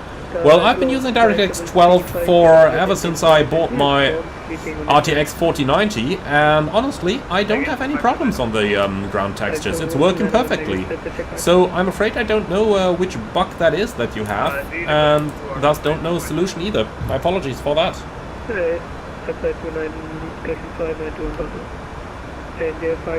Then, going a little bit further up, Humbuggy, have you flown the Latin VFR A321 before? How are the flight physics and flight dynamics compared to when you recently flew the fly-by-wire? I'm afraid I only flew the Latin VFR A330, not their A321, so I can't really comment on that. What I can say is the manual handling of this airplane feels very much like the fly-by-wire A320, because the flight control code comes from the fly-by-wire A320. So, basically, this is the controls of the fly-by-wire A320, but with the inertia and the mass and the behavior of the A321. So that is quite cool, actually. They fly very similar to one another, but with all the characteristics of the A321 still being in place. So I really like that. I really like that. It's very different to, for example, flying two different add-ons from two different developers, which would turn out completely different. But in terms of what we have over here, that's pretty good. So, going a little bit further up in the comments. Vargu921, do you also fly the Headwind A330-900? Not really, because the cockpit just... You know, the Headwind is also very similar to the fly-by-wire because it's using its systems, but it still has that A320 touch, if you know what I mean. For that reason, I'm not really flying it actively, because it basically is an A320 looking like an A330, but still an A320. So I'm really hoping for a good payware A330 at some point. Then, Fatboy Fat UK, can I ask you, why do you set the 100 or 1000 selector back to 100 after changing the selected altitude on the FCU? That's a very good question. Let me show you. If I left this in the 1000 position and I accidentally made a change, you know, now we got flight level 310 in here. That's a valid flight level that you could climb to. So you wouldn't notice that change easily. If I return that to the 100 selector, however, and now I accidentally touch the button, now it reached flight level 301. 301 is not a level that you're ever going to cruise at unless you're in Chinese metric RVSM airspace. So it makes it very easy to notice if you accidentally reselected the altitudes to a different one. And that is the reason why I change it back to the 100 selector. Indeed, it is a standard operating procedure in my company to do that. So, speed out. And here we go. So just tell me, that should read alt cruise in the A320 family as well, shouldn't it? On the A330 it surely does, but on the 320 family I believe that should... Or did I... Oh yeah, it changed the altitude. Okay, that's fine. Let's change it back then, flat alt 300. Here we go. Alt cruise, okay, here we have it. Excellent. So, we're up at cruise now. Let's do a quick check in the flight plan, having a look into what we are supposed to have used now. So top of climb 22 minutes and 8.8 tons of fuel. So we took 19 minutes and we got 10,200 kilos. Standby controller changing focus, offsetting standby.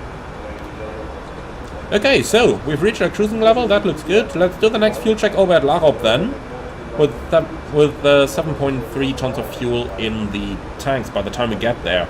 So a couple things, in short to medium haul flying, we never did those, but in long haul flying, you reach the top of climb, you go and grab the weather of the surrounding important airports. Now, I have no idea of Indian airspace, and my knowledge of Indian cities is also rather limited.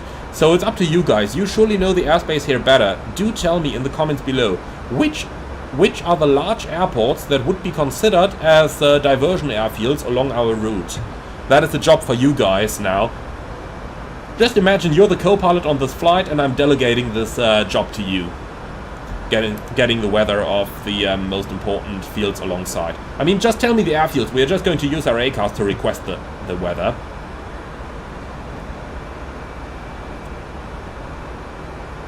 And that's going to be it then. So Patrick asked earlier, does the Horizon Sim Airbus have the long range option modeled? Yes, it does. So the Horizon basically modifies the standard Latin VFR A321neo. So that means that all 4 options that come with a Latin VFR are actually included in this package. So included is the A321neo with CFM LEAP engines, the Neo with Pratt & Whitney engines, and then there is the long-range version with LEAP engines and the long-range version with Pratt & Whitney engines. So all those options are included in the package, and I just did a little load-up of the long-range version yesterday evening when I got the aircraft, and yeah, it did have the fuel capacity. So this one can very much fly across the Atlantic, like Aer Lingus, for example, is doing. So Aer Lingus is one of those examples of airlines using the A321 long range currently for transatlantic flight. Air Portugal is as well, as far as I'm aware, and Air Azores is as well. And all of those flights are possible with this mod. So you can fly an Airbus transatlantic, which is quite cool, isn't it? Now, talk about transatlantic flying. Let's apply a couple basic procedures. So if we go to data over here, is the equi time point modeled? No. Okay, that's unfortunate, but so be it. Closest airports. So that modeled. That is modeled.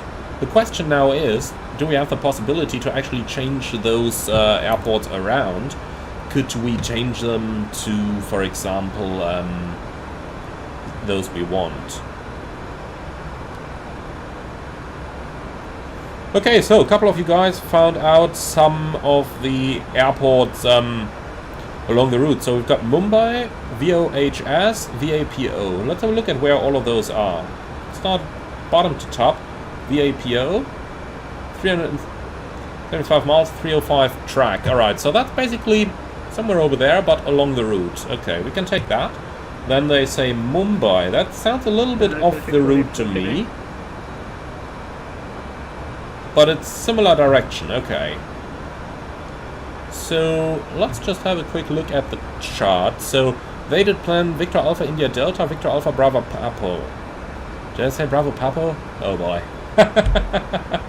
Alright, tell you what, let's just go ahead and grab a couple of weathers here. So, D8s. So, Delta Papa, India Delta, we want the weather for those. And then we also want the weather for, I tell you what, let's grab Mumbai, that's a good suggestion. VABB. Okay, VABB/arrival. And request that one as well. No ATIS report received. Okay, that's for India Delta then. So we don't have weather available over there, which is quite unfortunate. But okay, can live with that. Let's just see for the connection status. We might have to disconnect and reconnect the ATC because they did a controller change and that normally kills Hoppy as well. So let's confirm that. And then we'll just log on with the new controller provided he has it available. So VOMF.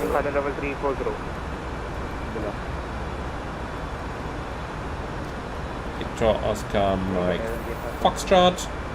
Notification. Oh, come on, it should have retained that. So let's try that again. Notify. Okay, that's center notified. So it probably should work straight away like this. Alright, cool. So let's see, the wind forecast is pretty much matched. It should be 305 at 20 knots. We've got basically 300 at 14, so we definitely did the right choice flying at this low flight level here, because we can avoid most of that headwind.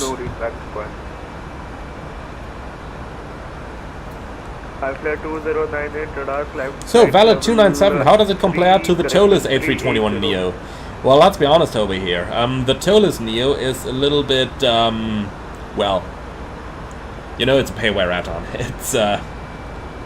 It's obviously a different level than this. But, let's put it that way. It basically is, or the Horizon basically is doing the same job. The toeless obviously has much more sophisticated systems in terms that it can do failures and stuff like that, while the fly-by-wire, which is the basic or the basis for this one, can also do failures, but it is a little bit less sophisticated, if you know what I mean. The fly-by-wire basically, I'll tell you what, let's do an example. We got the time. So, here we go, failures. What are we going to go for? Let's just fail something simple here. Navigation. Radio altimeter now, that's boring.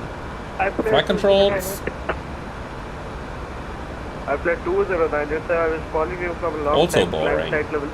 Hydraulics. Yeah.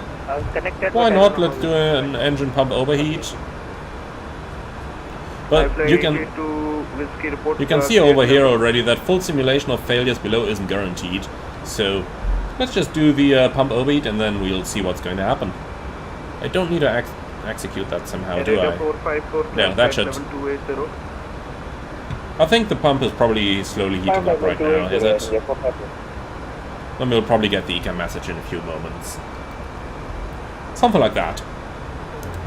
Obviously, that's not going to have a major effect on our flight. We're going to lose the yellow system, and, well, the Airbus can continue on just green and blue without any problems. And Captain McGee, Tolis has the better modeling for once. Yeah. I mean, honestly, the cockpit looks very good for freeware. It looks very, very good for freeware. Obviously, it is a little bit unfair to measure payware against freeware here. Right, so let's get a couple of floodlights on as well. I mean, it honestly does look pretty good. I mean, let's take the GoPro perspective. That is always my... Oh, here we go. Okay. So, Hydraulic, yellow reservoir overheat. Alright, flight path is assured, ECAM actions. So, PTU, off. So hydraulic, PTU, off. Then yellow engine 2 pump, off. Hydraulic, yellow engine 2 pump, off. Now we're going to lose the yellow system. As you can see, pressure is decreasing. And that is basically the ECAM actions completed already. So if we just, yeah, the page opened automatically. So clear hydraulic, clear hydraulic. ECAM actions complete. Now obviously you would get some status messages and stuff like that. I can have a quick look into the A320 AFCOM if you want, and see exactly what we would get associated with it. So let's just do that recall here. So let's have a look into the AFCOM A320. Just need to find it in between all my A330 stuff, but here it is. I can't show you on screen unfortunately for obvious reasons, but I'm looking it up right now. So hydraulic, let's see, where are the abnormal procedures? Here they are, procedures, abnormal and emergency procedures. Then we've got hydraulic, if I can find it, here it is. So hydraulic, yellow reservoir overheat. I fly 882 whiskey, flight level 30. Yellow reservoir overheat. So, the associated ECAM actions should have been as follows. Well, first of all, triggering condition for the alert is the alert triggers when the fluid temperature is greater to or equal than 93 degrees centigrade. The alert resets if the temperature is less than 88 degrees. Now, the associated ECAM actions would be PTU off, yellow engine 2 pump off, yellow electric pump off. Now the yellow electric pump has been off all the time already, so we didn't get that ECAM action. Then yellow, brake yellow, accumulator pressure monitor. Okay, so we are monitoring the brake pressure over here, but that one was not shown on the ECAM. And yeah, look at that, the ECAM alert just went away. So probably the reservoir has cooled down again, because remember it was the pump that overheated.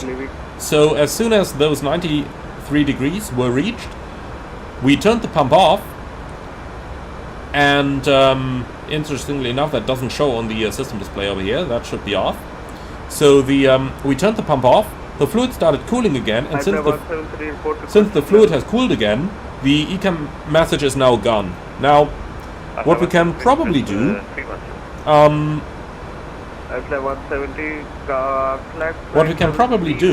is just turn it back on again, and then we should be able to trigger the alert again.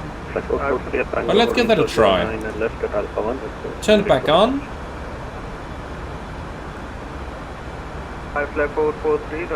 Obviously now we're running the PTU, so that shouldn't really happen.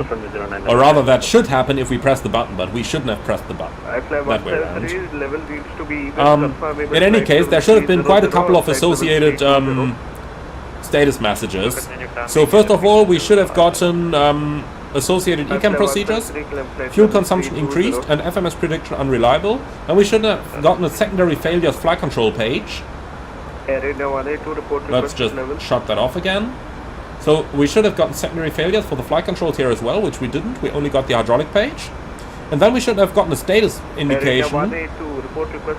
So we should have gotten status indication, and that should have said approach procedure, hydraulic low pressure, if yellow overheat out, yellow engine 2 pump on, if not recovered, landing distance procedure apply, fuel consumption increased, FMS prediction are reliable, flap slow, Cat 3 single, and the in-off systems should have been yellow hydraulics, spoilers 2 and 4, Cat 3 dual, nose wheel steering, reverser 2, yaw damper 2, steep approach if installed, not installed over here. So that's the basic idea of what we should have gotten. So let's clear the failure now, and let's see if we can restore the yellow system. So by clearing the failure, I basically pretended that the pump has cooled down again, and now the entire thing is working. The status page would have requested us to turn the pump back on and then see what happens. So let's go ahead, engine 2 pump on. Let's see if we can restore the yellow hydraulic system like that.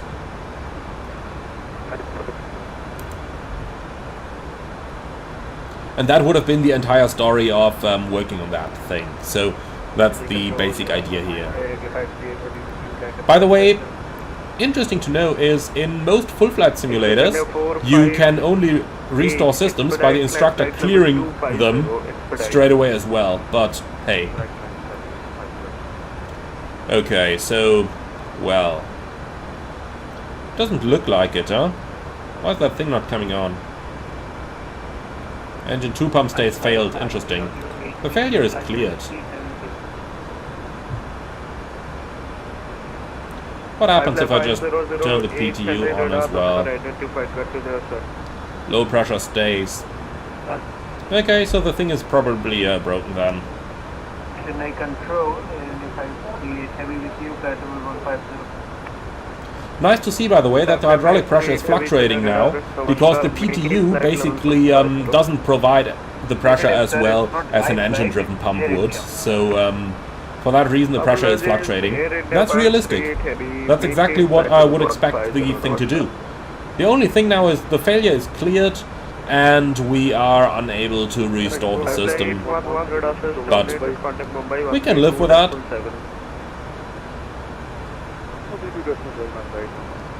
Alright. Well, so be it. Then we'll just switch it off again. And we assume it to stay failed. Alright, so the yellow system is gone again, but as mentioned, it's not going to have too much of an effect. Okay, cool. So that stuff is done over here. Express India 128, request vehicles to change. And a gentleman with the Indian name is asking in the comments, any tips for a flight simmer who tries to remember flows and checklists? Well, my primary tip there would be to try to visualize the flows. So when going over the entire procedures, you know, the way I'm learning the airplane is I'm following those visual schematics that are in the FCOM of the airplane. So basically for the overhead panel you start bottom to top. So you go over here and then you go all the way to the top. Then you do the same in the middle, going all the way to the top. You do the same on the right, going bottom all the way to the top. And like that you can basically remember all the... with that you can basically remember all the procedures, and the switch is a little bit nicer. And later on then, when you're learning your consecutive procedures, so when you're learning all the stuff like the after start flow and so on, I would again try to visualize these things. So for example, you start on the top of the overhead panel, APU bleed, anti-ice, then you go down APU. Alright, then you go down to the bottom, we've got the spoilers, reset the rudder trim, and the flaps, and then the trim. So like that, try to visualize all the stuff that you are dealing with.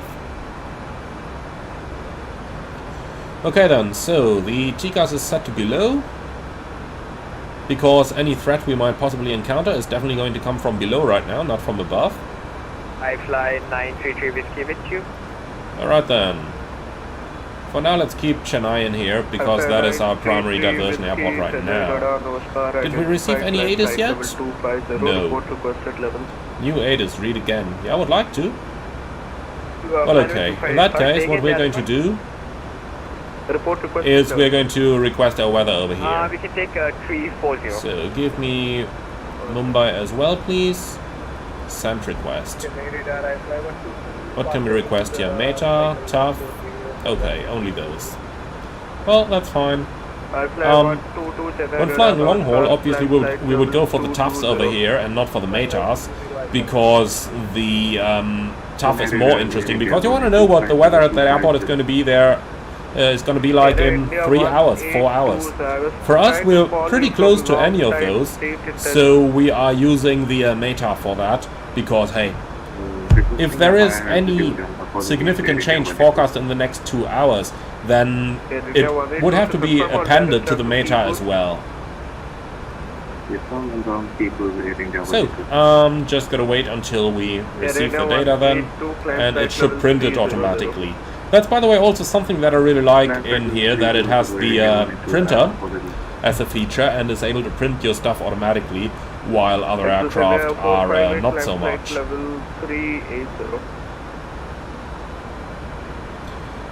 Then, Command Head has asked earlier, how is the Horizon versus the fly-by-wire?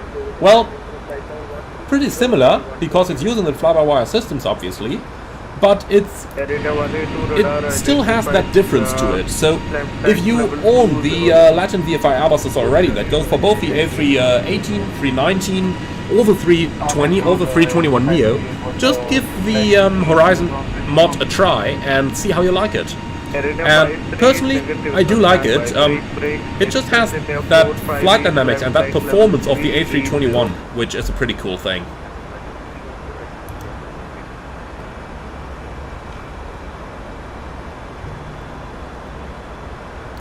And Jack Chan, hi there.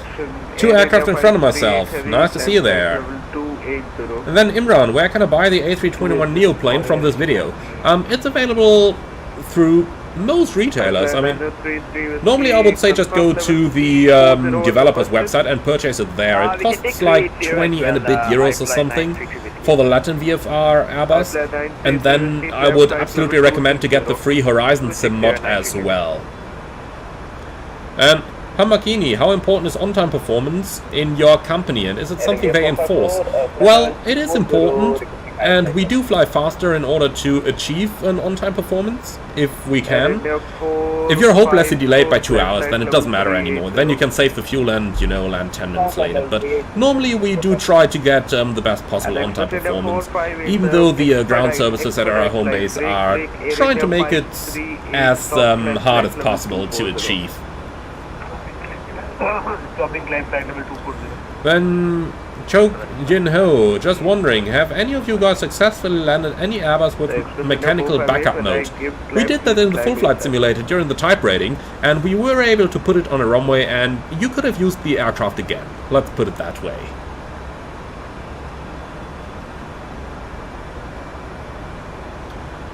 And then,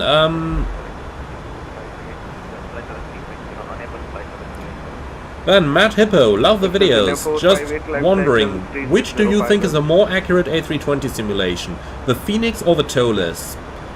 Well, depends on how much everything matters to you. Like, if the graphics do matter to you, then obviously the Phoenix is the way to go. But if the graphics don't matter to you too much, if you are more into flight dynamics and systems, then I would say Tolus is the way to go. Because the Tolus has the one big advantage of its flight dynamics being very, very accurate. They've done a very good job on the flight dynamics, which, yeah, the Phoenix just lacks a little bit at the moment. Things like the flap free performance, things like the drag when you're doing a thrust idle descent, that stuff in the Phoenix is not quite right at the moment.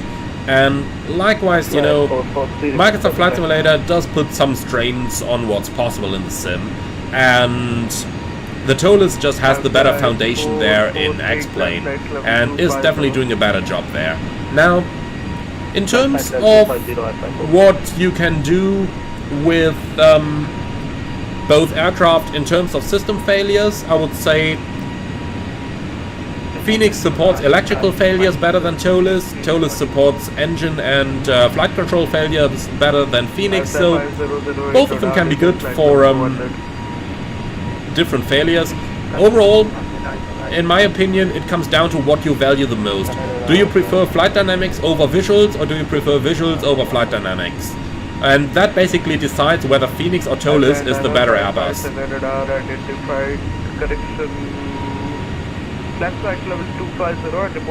Well, the sun is coming down rather quickly here.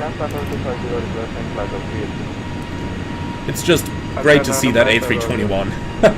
Honestly, after just flying A320s for such a long time in the sim.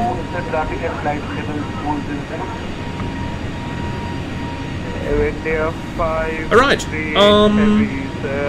I do hope that answers your question. Then, Commandant Head, have I tried the FS Labs A320 for P3D? You think it is the most realistic 320 simulation on desktop? I did fly it. I did actually fly it for about 1,000 hours back in the P3D days. And the FS Labs was good. To be honest, the graphics suck. I do really think the model and the textures suck in the FS Labs, but the systems were superb. even better than what Phoenix or Tolis have to offer. In terms of systems, I would say Average Labs is probably the best that we are going to see. Flight level 200. I think that's the only fair answer I can give there. Then Air Canada Aviator, do I watch football? Well, only when I'm on layover sitting in a bar. That's the honest option. And now, depending on whether you mean American football or whether you mean the European variant soccer, I watch the European variant when there's things like the European Championships or the World Championship, but I'm not too much into the clubs. Sorry for that. Now, Skyfly Aviation, hi, nice to see you here. Yuli Tai, do I miss the 737? No, not really. The Airbus is a much nicer airplane, honestly. Most certainly as a working place, so you know, taking in account that the airplane, obviously flying is fun, but it is also where you do your job. And in terms of the office, the Airbus is the much better version. Really have to say that. Now, Chok Jin Ho, is X-Plane or Microsoft Flight Simulator my preferred option? Now, that again depends on what I want to do with the sim. So, if we take, for example, the standard A to B flights, like we're doing them right now, then Microsoft Flight Simulator is my way to go. For the reason that the balance between graphics and physics, in my opinion, favors Microsoft Flight Simulator. The physics aren't as good as X-Plane, but the simulator itself is, you know, in my opinion, still better because it has the better looking graphics. And ultimately, both are important. Physics are important just as graphics are. And X-Plane on the other side has very good physics, but the graphics just aren't that good. And for that reason, I prefer Microsoft Flight Simulator for my standard day-to-day simming. However, when I'm doing stuff like revising things for the recurrent simulator and stuff like that, that is usually where I prefer X-Plane over Microsoft Flight Simulator, because then obviously things like systems and flight dynamics become much more important than graphics. Ultimately, for 95% of what you do with your aircraft, which is either pre-flight procedures or things where the autopilot is on, both simulators are just as good, so I would prefer Microsoft again in that situation because of the better graphics. As I mentioned, both is important for realism, but ultimately it comes down to the personal preference of each and every one, seeing that what you're doing.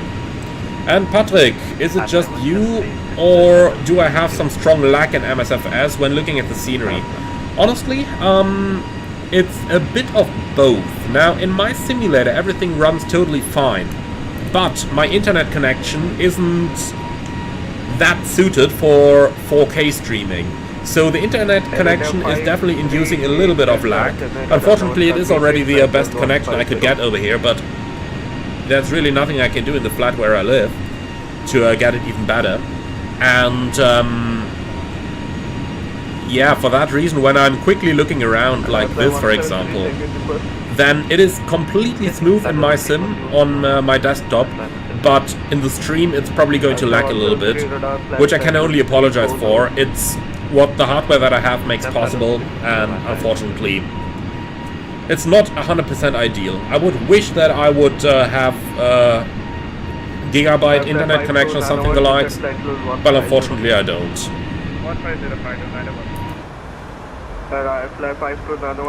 Alright, company message, and here is our weather, so let's print that off.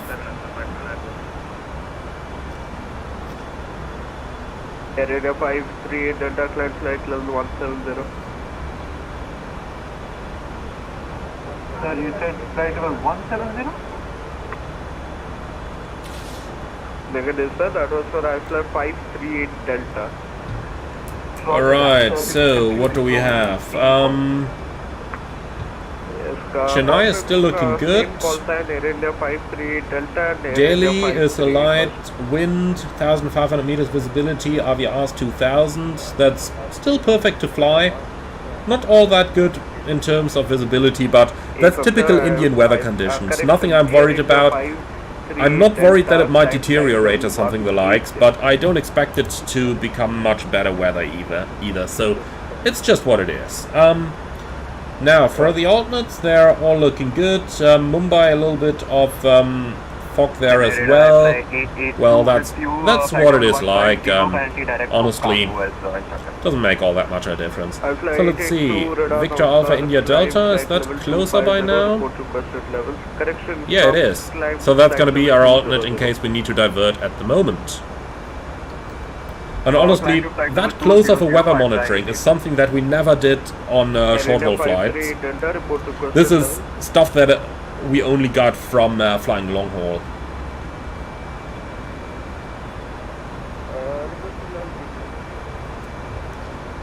Okay, so that much just to keep in mind. I fly 933 whiskey, can we leave for 15 minutes? So, Zane, 737 suck as baggage handler. Oh yeah, I do believe that. I totally do. Now, Jim, have I tried digital combat simulator? I haven't. Or rather, I have, but only like I bought the base simulator. I got a couple of demo versions of add-ons, but I haven't, you know, I didn't dig into it as deep as I did with the civil flight simulators, just because I couldn't get my head around all the combat terms and all the handling of the weapons, of the combat maneuvers and stuff like that. So for that reason, yes, I did try DCS, but not seriously. 538 Delta, climb flight level 220. And name howitzer. I hope they make FS 2024 reach X-Plane 12 level physics. I really hope that as well.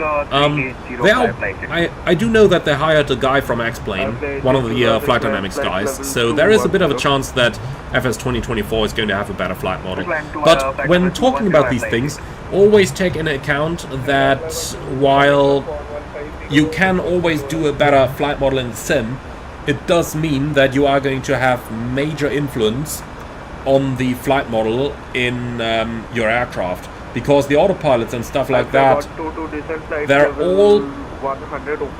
all done, optimized for the level of detail that we have in the flight model right now. The turbulence handling and all stuff like that. If you all of a sudden create a 100% realistic flight model, and then you put the autopilots and the flight dynamics that we have at the moment inside those models, there's going to be major problems with that. So we always need to keep that in mind when requesting them to do much more realistic models. It would break backwards compatibility in a significant manner. Obviously, there is always the option of including two different data sets, so you could always include two different flight models, basically like they do have right now. But yeah, basically, I do hope that there's some work going on there, but I do hope that they don't break backwards compatibility of old aircraft. I mean, let's be honest over here.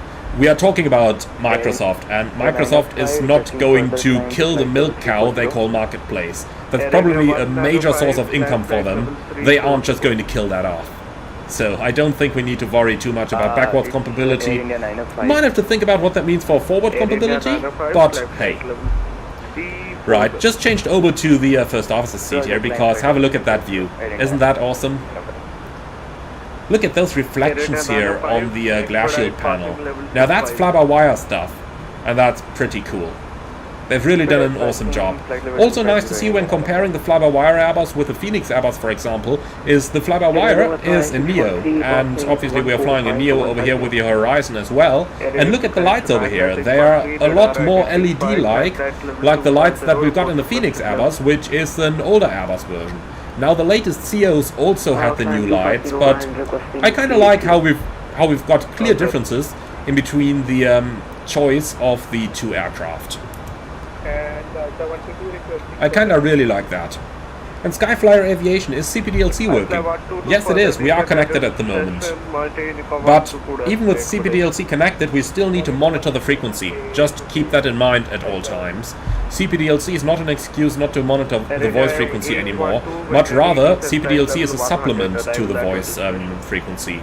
For example, right now we can hear air traffic control giving lots of climb and descent instructions. Those are time critical. So those time critical instructions are usually not replaced by CPDLC. However, frequency changes are certainly something that would be replaced by CPDLC in a busy frequency environment like we have it right now. That will make the entire frequency a little bit less congested. To be honest, it also makes it a little bit harder for the pilots to determine how hard air traffic control is working at the moment, so to determine how their capacities are. But honestly, you just send them your requests, and if they can't approve them for whatever reason, then they are going to tell you. So let's see that flight deck from a couple more perspectives before things are getting really dark here. So, I kind of really like that one. It's like, I don't know, the foot on the jump seat perspective? Certainly not a GoPro perspective, but I somehow really like this one. It just, I mean honestly, this is a freeware cockpit, and it's looking completely awesome for what it is.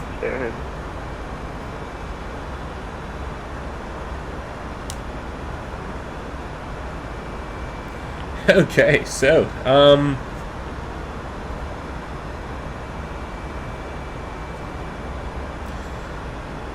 so, Dottie Simviation, what scenery are people using for daily? Where there is a very good freeware available on flightsim.to, but I decided to purchase the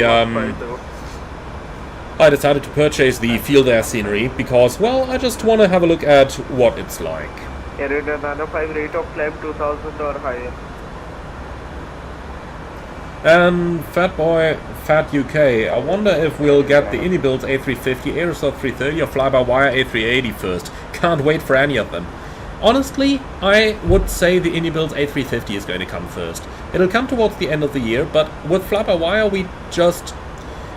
You know, I would say that whenever we are getting close to an actual release, then we are going to get lots of videos, streamers are going to get the plane, so you'll see lots of videos appear on YouTube, on Twitch, and so on. And we just haven't reached that state yet with the fly-by-wire A380. For that reason, I don't think that it is, like, very close. It might still come throughout the year, but we just don't know about that. Aerosoft A330, let's be honest, with that announcement they made that where they tried to use FS 2024 as an excuse for additional delays, they did retract from that statement, but let's be honest over here, it's probably still the general situation in which they are. So we are crossing over at Larup right now. Let's do a very quick fuel check. So Larup should be 57 minutes in the air, and we are at 55, so we are running pretty much on time. And we should have 7.3 tons of fuel on board. We do have 8.5. Okay, that's alright. We did notice at the top of climb that we did save a little bit of fuel there, so I do suppose it is alright after all. Alright, so back to the question, the third in the round, the Unibuild A350. I do trust Unibuild to get it out this year, and since the 350 is the only one that I can think about that's really going to come out this year, where I'm rather sure about it. Probably a late year release like the A300 was, but for that reason, I would say that of the three aircraft you mentioned, the fly-by-wire 380, the Aerosol 330 and the Unibuild 350, for that reason I do think that the 350 is going to be out first. 008 cleared Guwani arrival IL 07.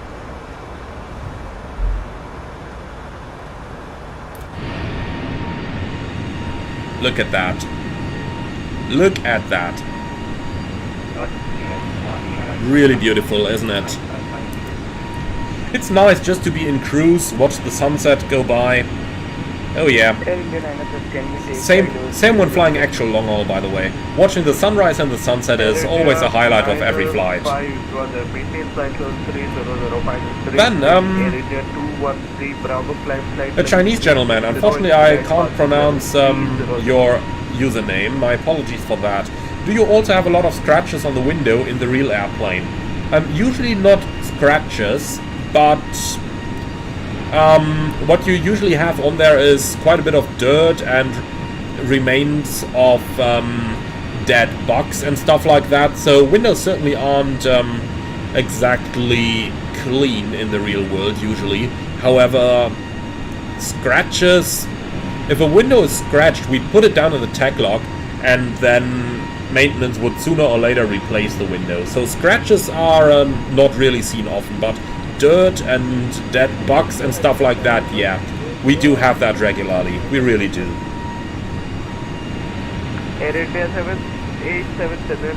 Alright then, there's a comment a little bit up there from Hacked Production Roblox. The dome lights on the fly-by-wire during nighttime are not good in your opinion. They give off this weird white glowing effect in some areas of the cockpit.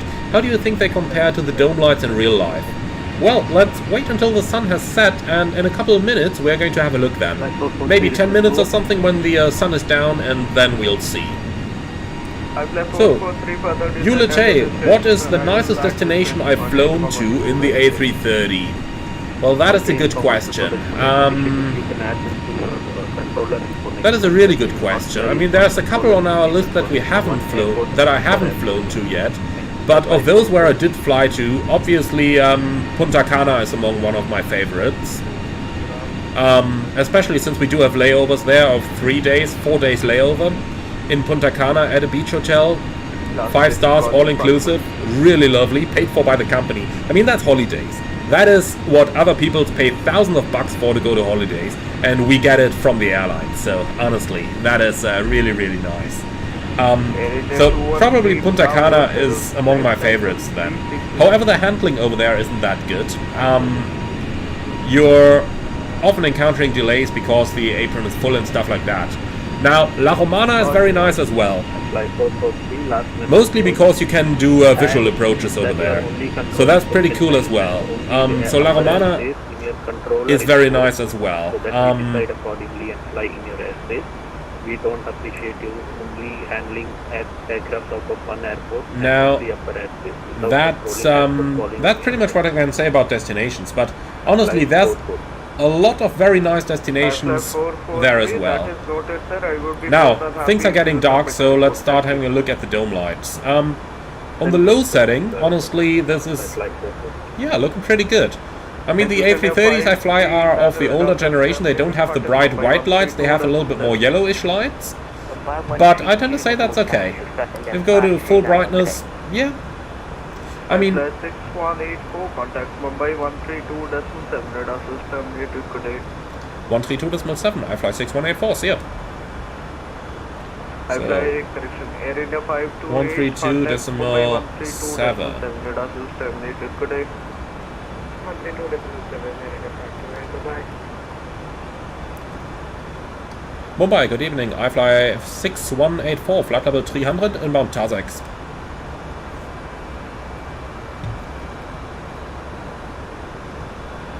Let's see if he's got CPDLC as well.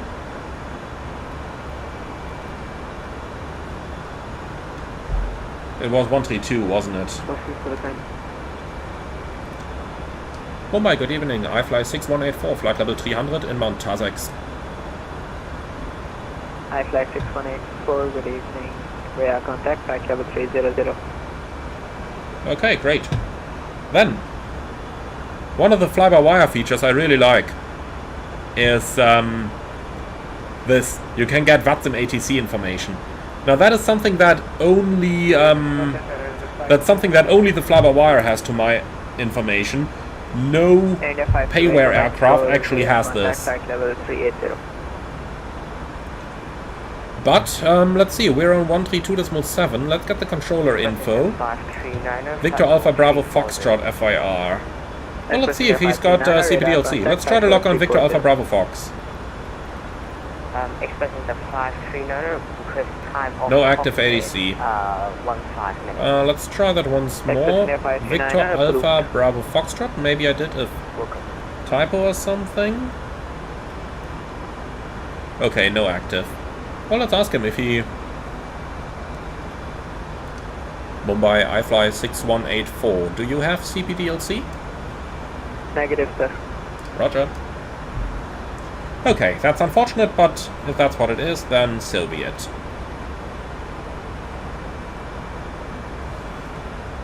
Right, so here's our en route alternate, Victor Alpha India Delta. And if we just have a look at the weather once more, then it's 6 kilometers, few 2000. So for India, very good weather. But you can see in the big cities like Delhi or Mumbai, they usually have all the haze over here, which is rather unfortunate for flying, because it means you can barely do any visuals. Alright, so regarding the earlier question again, in terms of the dome light, the overall brightness level I would say is rather accurate. Yeah, some areas like the pedestal just reflect a little bit too much light, unfortunately. It is what it is, can't really change that, so have to live with it. Now, I'll just go to the dim position here. Honestly, whether you are using full dome light or whether you are using the dim position, or in some cases, I know some pilots who fly an entire night flight with the lights off, because you just can look out a little bit nicer. You always get strange comments from your cabin crew when you are, when they enter the cockpit and they just can't see anything anymore, but hey, can't have it all, huh? So does anybody know if it's possible to somehow bring up the en route chart on the fly-by-wire EFB?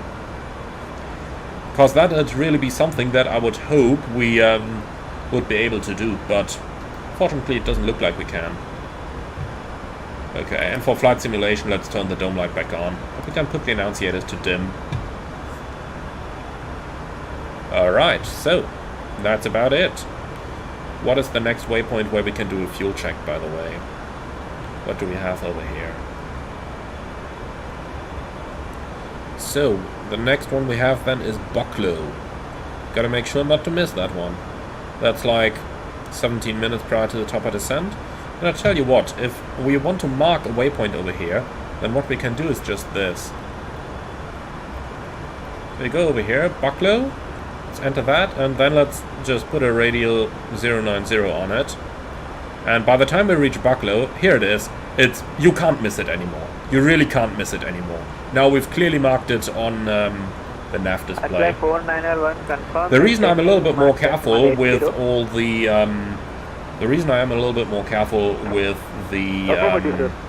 fuel checks here is because the Lufthansa layout you've got in here is rather outdated. So Simreef should really update that. Nowadays they include all waypoints on the navlog. Back in the day they didn't. Back in the day they just included some certain waypoints, and then if you missed those for the fuel check, well, then you're messed over, because the next one might be too far away, and legally you are required to do one fuel check at least once an hour.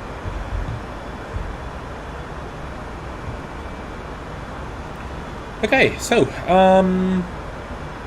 Tomcat 104 set squawk 037. Then another look into the comments there. Ahmed, hello Captain from Qatar. Well, hi.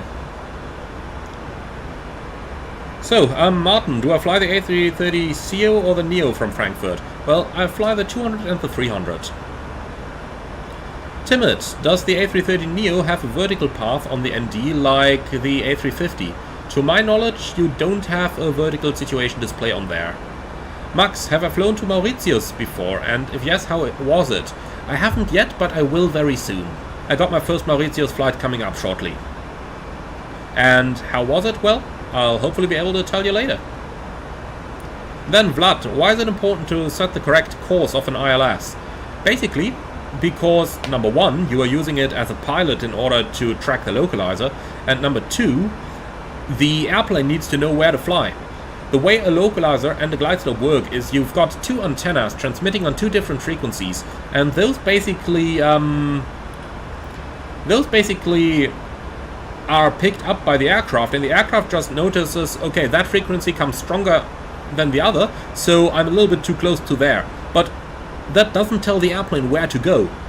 In order to know where to go, the airplane needs the localizer course.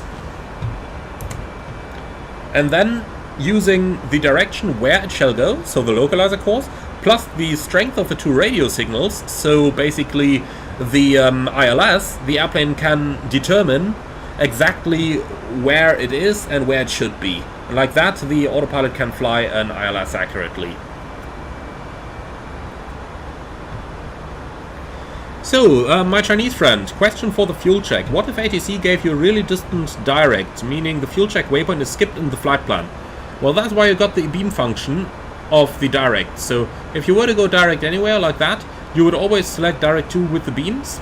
Currently, unfortunately, not yet implemented in the fly-by-wire Airbus, but that's why you would select the beams. And if for whatever reason you've still lost the waypoint, then you can always use the fuel page, the fix info page in order to get that up. Just like I've marked Bucklow right now. If we were, for example, let me give you an example. Let's say we were cleared direct to Bravo Papa Lima.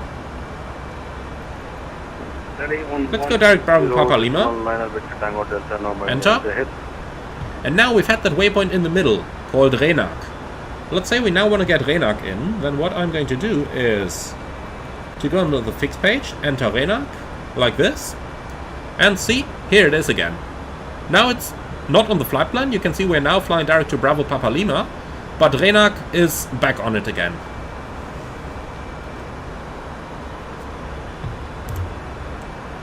And that is the entire trick.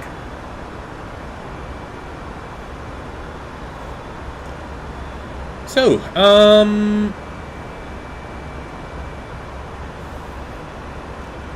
then, Kali, what do I think of the A321neo? Is it worth flying? Yes, I think it is. So, you know, the important thing here with that aircraft, by the way, very nice effect. I told you earlier on the ground that the strobe light is reflecting into the direction of the cockpit on the Sharklet Airbuses. Now look at that. That's the strobe light reflecting into the direction, actually showing on the fuselage of the airplane there. That's quite nice, isn't it? That is really quite nice. So what do I think of it overall? Well, my first impression here is that obviously you need to buy the base plane. You need to buy the Latin VFR A321neo in order to be able to use the Horizon Sim mod. Now the basic Latin VFR plane is an entry-level aircraft, so it doesn't have very complex system, it's entry-level. But the Horizon Sim mod basically brings the fly-by-wire systems into the Latin VFR A321neo. So you do get the flight characteristics of an A321, but controlled by the systems of the fly-by-wire. And that is quite cool. So if you like the fly-by-wire A320 and you're looking for a little bit larger airplane, like the A321, then I would absolutely recommend to get it, because it is a good airplane. Right, let's go back inside over here. So, another thing worth mentioning. We are basically spending the entire flight here in the simulator sitting in like the optimal flight position. In the real world, the seat goes back as soon as you're in the air. So, something like this is a lot more realistic seating position for the cruise portion of the flight. Just something I thought is worth pointing out over here.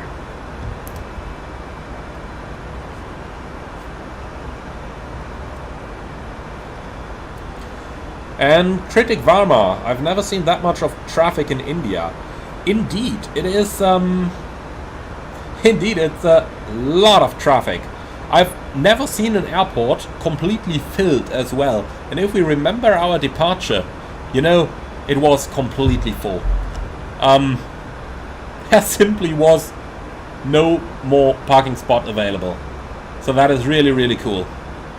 It indeed is really, really cool. And it's superb to see all that traffic flying along as well. I'm just now having a look at VATSIM, and it's awesome. It's the entire country filled with aircraft from the south, from all the way from Chennai up to Delhi. That's really cool. And I do have to say that I didn't fly in India too much over the past, you know, Good evening. since I founded the channel. Flight level 380 with you. Since I founded the channel, basically I didn't fly in India. I don't think ever. Maybe I did one flight, possibly. But the cool thing there is that with a good event like we have it right now, and this amount of traffic, it becomes a lot of fun. Normally I like to fly in the more crowded skies on VATSIM, and that's why I do a lot of flying in Europe or in the United States, but somebody asked me earlier if I could do a flight in Australia maybe. The funny thing is, this morning I did and I recorded it, so it's gonna be up on the channel over the next, over the next, you name it, couple of days or maybe a week or so. And I'll have a flight up on the channel in Australia on VATSIM as well. So yeah, even though that kind of stuff is, probably overdue.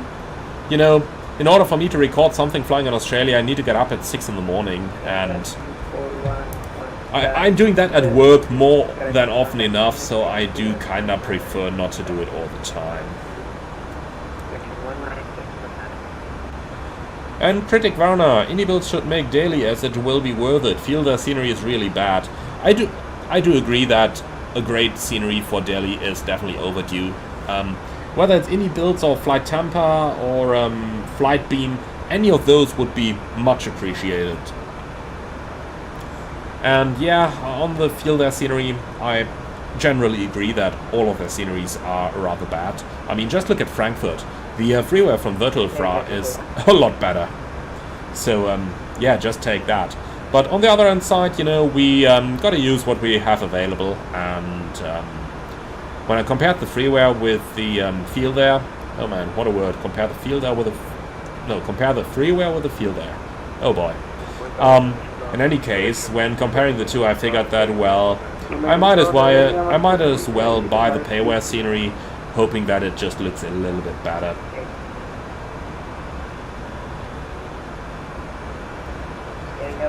And Miron, hi Emmy, do you fly the A330neo as well? Unfortunately I don't. I'm not sure if I want to, because if my airline was to buy A350s, A330neos, that would mean we would not get the A350. And we are going to get the A350, so eventually I prefer not to fly the Neo, but rather wait a couple years more and get to fly an A350 instead. And Anna, Freeware Chennai looks amazing. I do agree with you. I fully agree with you. And Vincey, your content is so great and educational. Keep that up. Well, thank you very much. You are the content that was missing for Flight Simmers. Keep that up. Greetings from Stuttgart. Well, thank you very much und viele Grüße nach Stuttgart. Really appreciate those words. Thank you very much for that. Okay, so, yeah, Quotenwagnerianer. Also, you can practice the A350 in advance when Indie Builds releases theirs. Yeah, that'd certainly be a nice thing. Getting a little bit of experience on that A350. And Nanook, what's the freeware for Chennai mod called? Well, go to flightsim.to and just type the ICAO code, Victor Oscar Mike into the search. You're going to find it straight away. It's got several thousand downloads, so you really can't miss it. And it's an awesome scenery. It absolutely is. Alright, so while we are cruising along, let's have a quick look into the weather forecast. Let's see, wind and temperature. Next phase, cruise wind. Let's update to the latest, please. Wind request. So, for what waypoint is this now? Normally it would tell you the waypoint on the top. Because I was kind of hoping that, with the wind picking up down here anyway now, I kind of hope that if we climb a little bit higher, we might get a little bit less of that wind. But I don't really think, well, without the information available here, then I suppose we might as well just stay down here. What's it saying now? 300. Yeah, that's what we had when we reached our top of climb. Unfortunately, that is not current any longer for where we are right now. Express India 539 back in cockpit. Now, somebody asked me earlier if I could talk a little bit about step climbs and step descents in Airbus aircraft. Now, those are basically rather easy. You do have the optimum calculated over here, and what you would do in the real world is you go to the vertical revision page of any waypoint, then you go on to step outs, and in here, if you just enter the level you want to climb to, let's say you enter only 320, then it would calculate an optimum step for you down here. Like it says, optimum step, enter altitude only. and then the Airbus would calculate if there was an optimum step climb or step descent to be done, or if you better remain at the altitude that you have originally planned. Now the fly-by-wire at this moment supports that I can enter, for example, a climb at an waypoint. So let's say, for example, 340 at Bravo Papa Lima. Let's see what's going to come out if I do that. /BPL. Alright, and this is basically what it would look like for an optimum step climb as well. It would tell you the distance, it would tell you the climb, and then at the bottom it would also tell you the difference in fuel and the difference in time that it is going to take once you are closer, or rather once you execute the climb or not. It is correct over here that we do get the step climb symbol, so that is what I would expect. That one is new, isn't it? Didn't expect the top of descent quite yet. Let's delete the step climb again, see what happens. Okay, move back a little. But okay, our top of descent is coming into view already. Man, I was surprised when I saw the top of descent there. I'm really like, oh, not another 6 hours to fly? Okay, somebody asked me earlier, by the way, if I could take the A321LR and do a transatlantic flight with it. Yeah, one day I will. You know, if we fly, if I have off on the next cross the pond, for example, then I'm certainly going to do it. But, you know, without any VATSIM event, if there is nothing going on, then, well, I would probably prefer to do shorter flights rather than flying over the Atlantic with, you know, nothing happening. But, we will see. We will just have to see. Okay, then...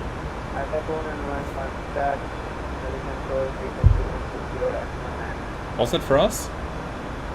Don't think it was, huh? That radio call? iFly? I believe he said 4901, so probably not us. In any case, he's going to call us again in case the call was for us. iFly 811, contact daily control frequency 120.9. So, then, AYCE has asked earlier, are you a captain or a first officer on the A330? On the A330, I'm a first officer. But I will soon do the upgrade to become senior first officer already. So that's probably going to be pretty quick.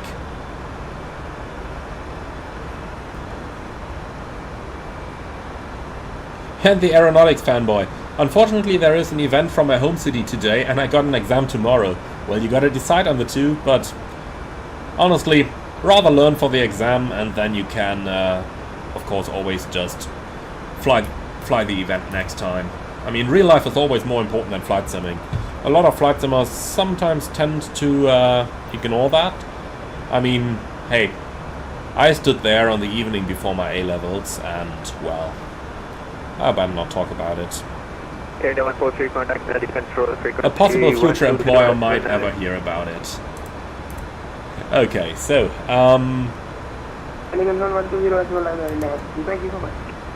well, what was I about to say? So, Adrian, what do I think looks better, Phoenix or fly-by-wire? Well, honestly, the Phoenix looks better. The fly-by-wire is nice, and for freeware it's awesome. But let's be honest over here, comparing freeware with like $60 or $65 payware, that's a little bit unfair, is it? And Manuel Ideas, wait, I was on a meeting, A330 drive across the pond mega event confirmed. Well, we'll see. You know, I would love to fly the cross the pond event again. But I honestly gotta tell you that either I'm just not lucky because I'm flying. I mean, I got an average of like 10 days off per month, so hitting the cross the pond for the off time is a little bit, well, I would love to, but I somehow don't, you know, I don't want to waste my requestable off days or my annual leave days for the cross the pond, but I might have to do it next time. I mean, I might just have to do it for once. Then Matt Heppo, what is the difference between a regular and a senior first officer?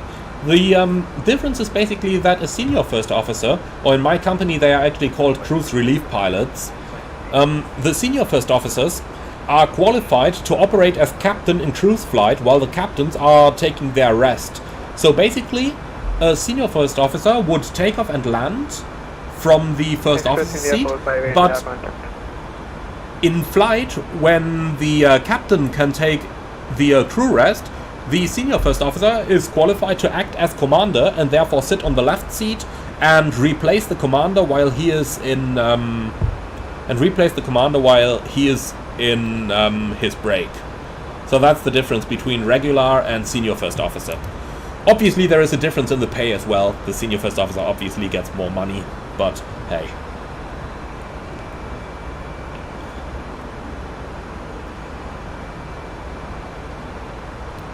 And Chok Jin Ho, do I think crossing the Atlantic is boring when over the Atlantic Ocean? Honestly, no. It is my favorite portion of the flight because, number one, there is no active communications you need to listen to.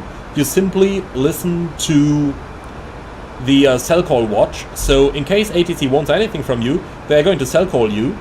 But most importantly, 99.9% of the communication just happens over CPDLC anyway. So you've got nothing to worry about. You can just sit back, relax, and if they want anything from you, there is going to be an acoustic chime in the cockpit, be it the CPDLC message coming in, or be it the cell call coming in. So hey, how great is that? That is my absolutely preferred portion of the flight. Obviously, there is not much happening during these flight phases unless there is some system bugging around or a computer that needs a reset, which happens every now and then. But I honestly tell you, it's so much nicer just to sit out over the Atlantic rather than, for example, flying along the coast of the United States. I much prefer the route through New York oceanic airspace than going through the domestic airspaces, constantly listening out to air traffic control, getting frequency changes every 5 minutes and just trying to keep track of everything happening. I honestly tell you, there is not much happening, but it is my preferred portion of the flight. And Benjamin Martinson, is this a fly-by-wire mod? Well, it kinda is. 5. It kinda is a fly-by-wire mod. The mod is done by Horizon Sim, and they brought the fly-by-wire A320 systems into the Latin VFR A321. So yeah, it is kinda fly-by-wire, but actually modded by Horizon Sim. And Hex Productions Roblox, do I think Inibuilds will implement the auto takeoff feature in the A350? Honestly, I'm not sure. I mean, is that feature even available on, is it even available on the regular line-flying A350s? Because, as far as I'm aware, it's only on the experimental ones, right? And then Aviation JG, what do I think of this A321? It's a good airplane. I mean, it does cost a couple dollars, and obviously the basic Latin VFR airplane is an entry-level simulation, but the Horizon Sim mod really brings it to life. So if you like the fly-by-wire A320 and you're looking for an A321, then I would certainly recommend to get this. I do believe it is a nice airplane. I certainly do.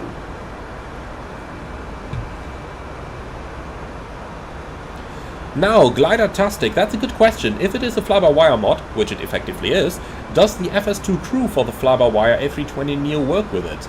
Good question, but I probably think so.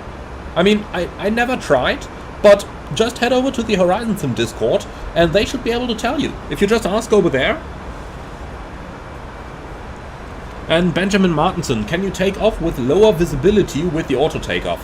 I honestly don't know. I mean, we can do 125 meters visibility for takeoffs already, so maybe down to 75 like a Cat 3B. We'll see about it. And Matrix Bambos, could I ever do a video on my sim setup? That is planned, but I just don't know how long it is going to take.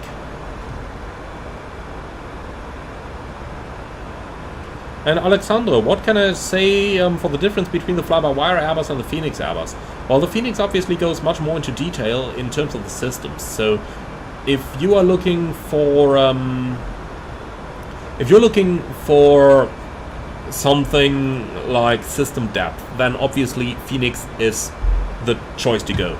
We tried it earlier with the yellow hydraulic pump overheat, and even though the systems eventually got to the state where we no longer needed the hydraulic pump, or where we no longer needed it shut off, you know, the status messages were missing. I mean, right now the status is empty, it's showing us normal, but look at that. The yellow hydraulic system is down, so the status is certainly not normal. And, you know, that's one of those things, like, I mean, we may be able to just try once more now. We just put the hydraulic pump back on, but no, look at that, it just stays failed. So, just an example of the differences in system depth that we've got over here. Oh, let's shut that down again. So that's just something to keep in mind, something to think about in terms of differences between payware and freeware.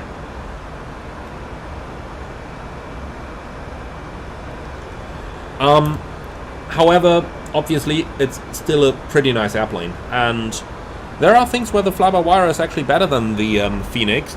For example, I do believe the manual handling in the plane is a bit better, and also the flaps 3 approaches are much better.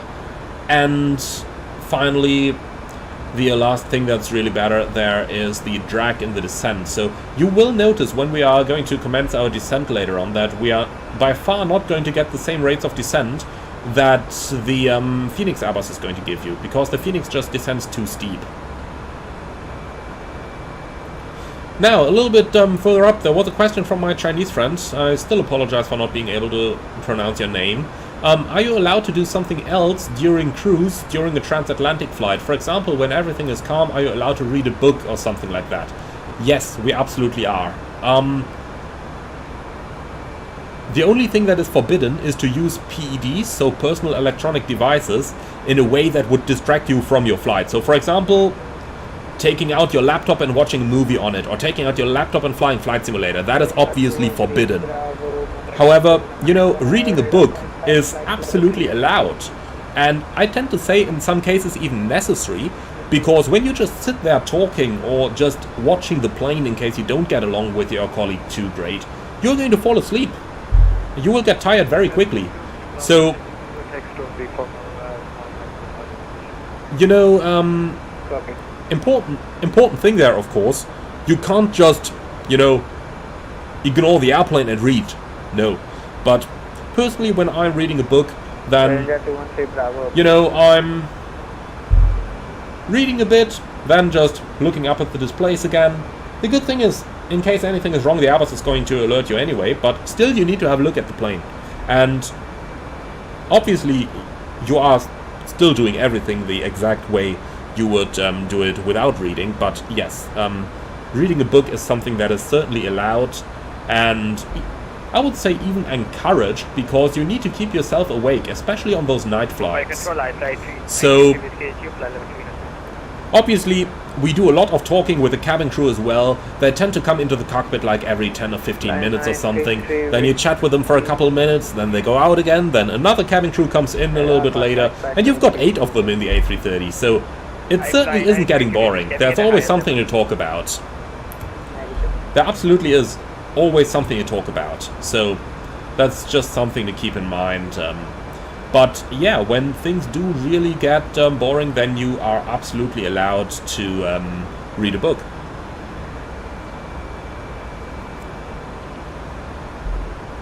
And Fatboy Fat UK, I love the idea of playing a flight sim while on a plane. I've heard of people doing it on laptops as passengers. I've heard of that as well, and I've had a case where I was proceeding to my simulator check together with a colleague whom I would go into the sim with. And that guy actually had a flight sim with him, and we had to proceed in uniform, so both of us sat there, a captain and an FO, in the cabin with a flight simulator, and believe me, there were quite a couple of people looking strange at us. So, Tipsy Tapio, what do I think of the headwind A321neo?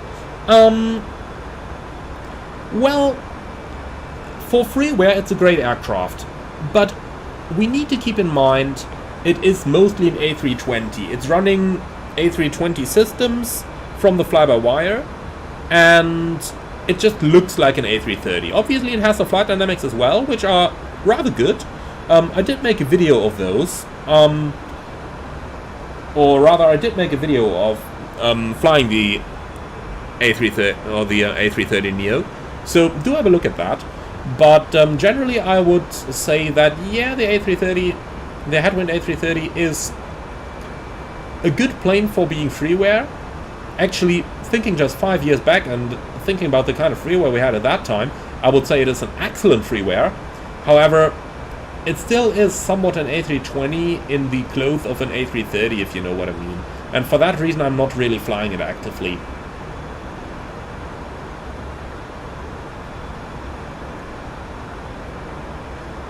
So my Chinese friends, your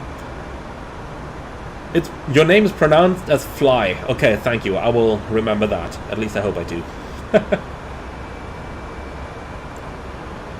Alright, so, then GIZ54. Hi, can I ask please, what are the major differences between the A320 and the A320neo besides the new engines?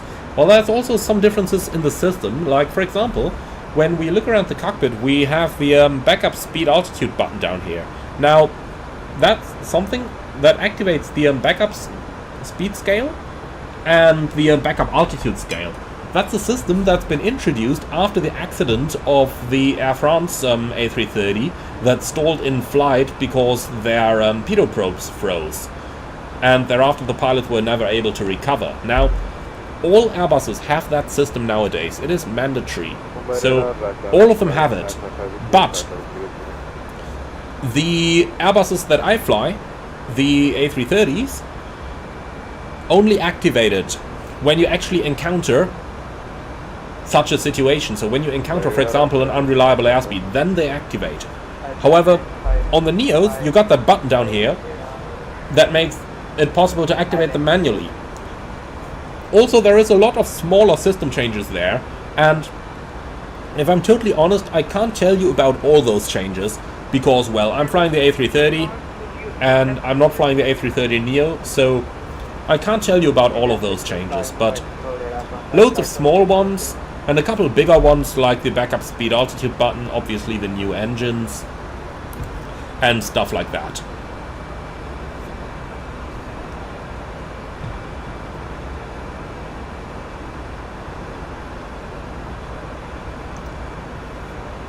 So, Tipsy Tapier, that's a good question actually. How different are the systems between the A330 and the A320? I would have thought that they are quite similar, then again, I'm not flying them. Well, they are quite similar, but if I'm honest with you, there are quite some differences as well. So, if we start with the basics, then if you can fly one of them, it's only a 5-day training until you can fly the other. So obviously many things are very similar. However, there is things like looking at the flight control panels up here. In the A320 you've got things like ALAT1, SAC1, FAC1 and so on. On the A330 you just have 3 primaries and 2 secondaries. And that's it. The primaries do the same thing, the secondaries do the same thing. So it's just 2 kinds of computer you've got there. On the A320, as you can see, 3 different computers, and they've got not all the same backups and stuff like that. Another big difference is the hydraulic system. On the A330, both engines supply the green system, and then the engine number 1 supplies the blue, and engine number 2 the yellow system.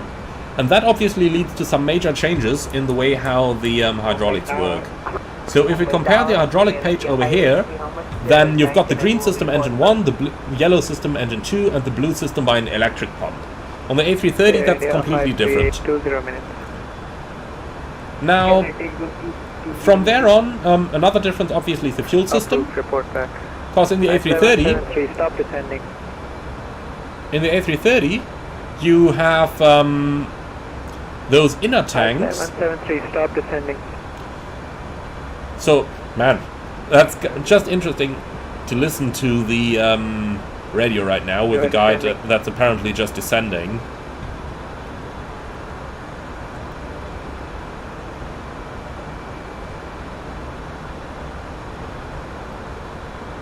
But okay, looks like that just solved itself. And anyway, in the A330, the fuel system is a little bit different. First of all, the center tank is optional. Only 4 aircraft in the fleet that I fly actually have it. The other don't have a center tank. Now, in the A330, and you also got the outer tank, you got the inner tank, and then you also got a little bit of, I'll just call it fuel cell, just underneath the pumps, which comprises about 1,100 kilos of fuel, and that's the A330 system. Now you can split the inner tanks, so you've got an inner tank and you've got like a middle tank. You can split the two. In case there is a leak in one side, you can still preserve the fuel in the other, which is mandatory for flying ETOPS, because it means that there is a little bit more safety in the fuel tank system just in case there is a leak. And then you also got the trim tank, which can hold up to 5,000 kilograms of fuel as well. And in the A330, then fuel is automatically pumped backwards by the FCMC in order to maintain the center of gravity in the best possible position, which is usually between 36 and 39% of CG. So those are just some examples. Also, the electrical system is of course a bit different in the A330, and the layout of the ECAM pages is as well. So stuff like that. There are system differences. They are not as great as some might think, but on the other hand side, they are not minimal either. It's 5 days of training to convert from one type to the other, so that basically gives you an idea. Alright, then Adrian, am I waiting for the Aerosoft A330neo? Yeah, absolutely, even though I'm not expecting too much from it. I'm expecting something along the complexity of, for example, the Horizon Sim 787, but definitely nothing of the complexity of PMDG or a Phoenix Airbus. So the Aerosoft, I'm totally honest with you, I don't think it's going to be better than the fly-by-wire Airbus. That's just what I think about it.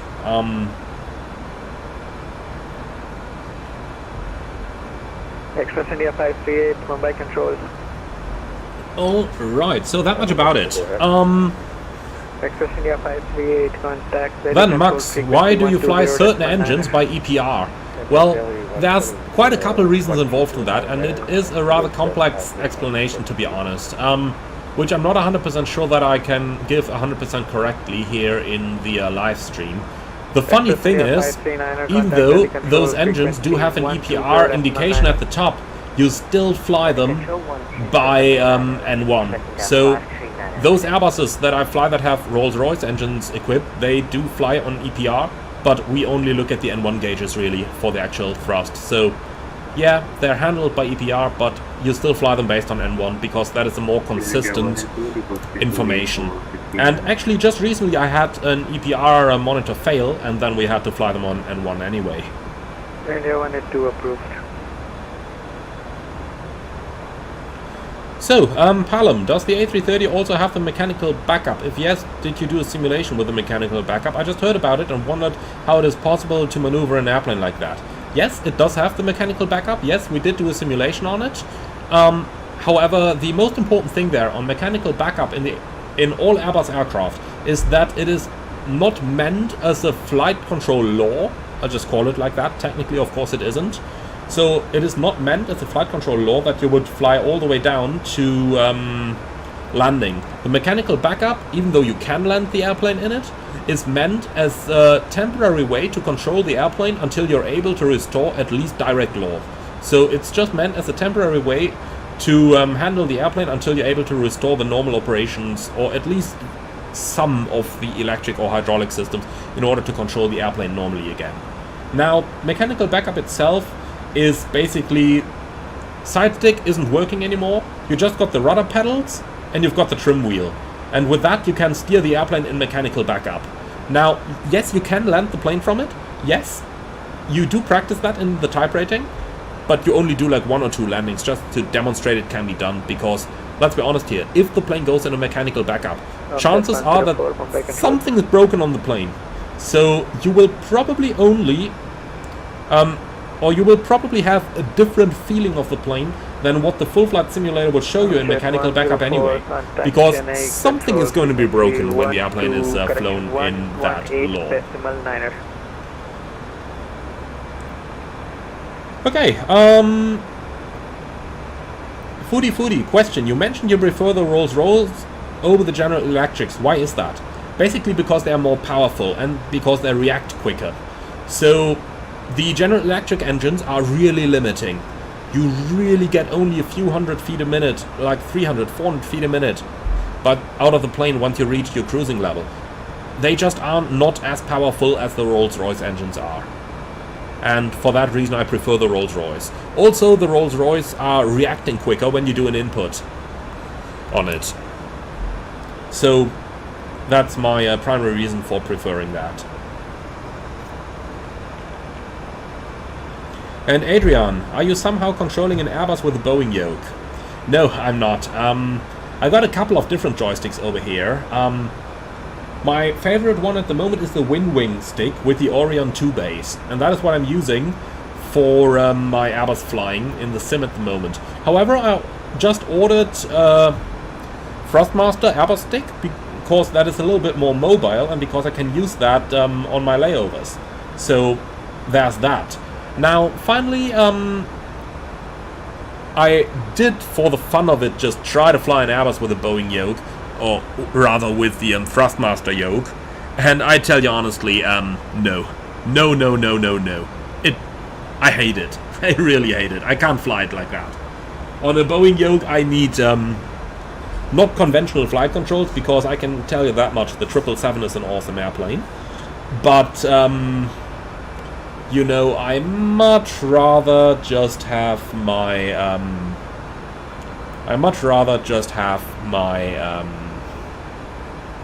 side stick for an Airbus. It just feels correct, if you know what I mean.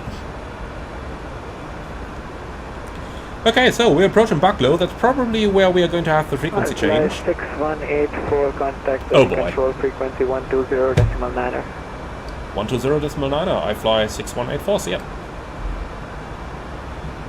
What did I say? Just about to have the frequency change, and here it is.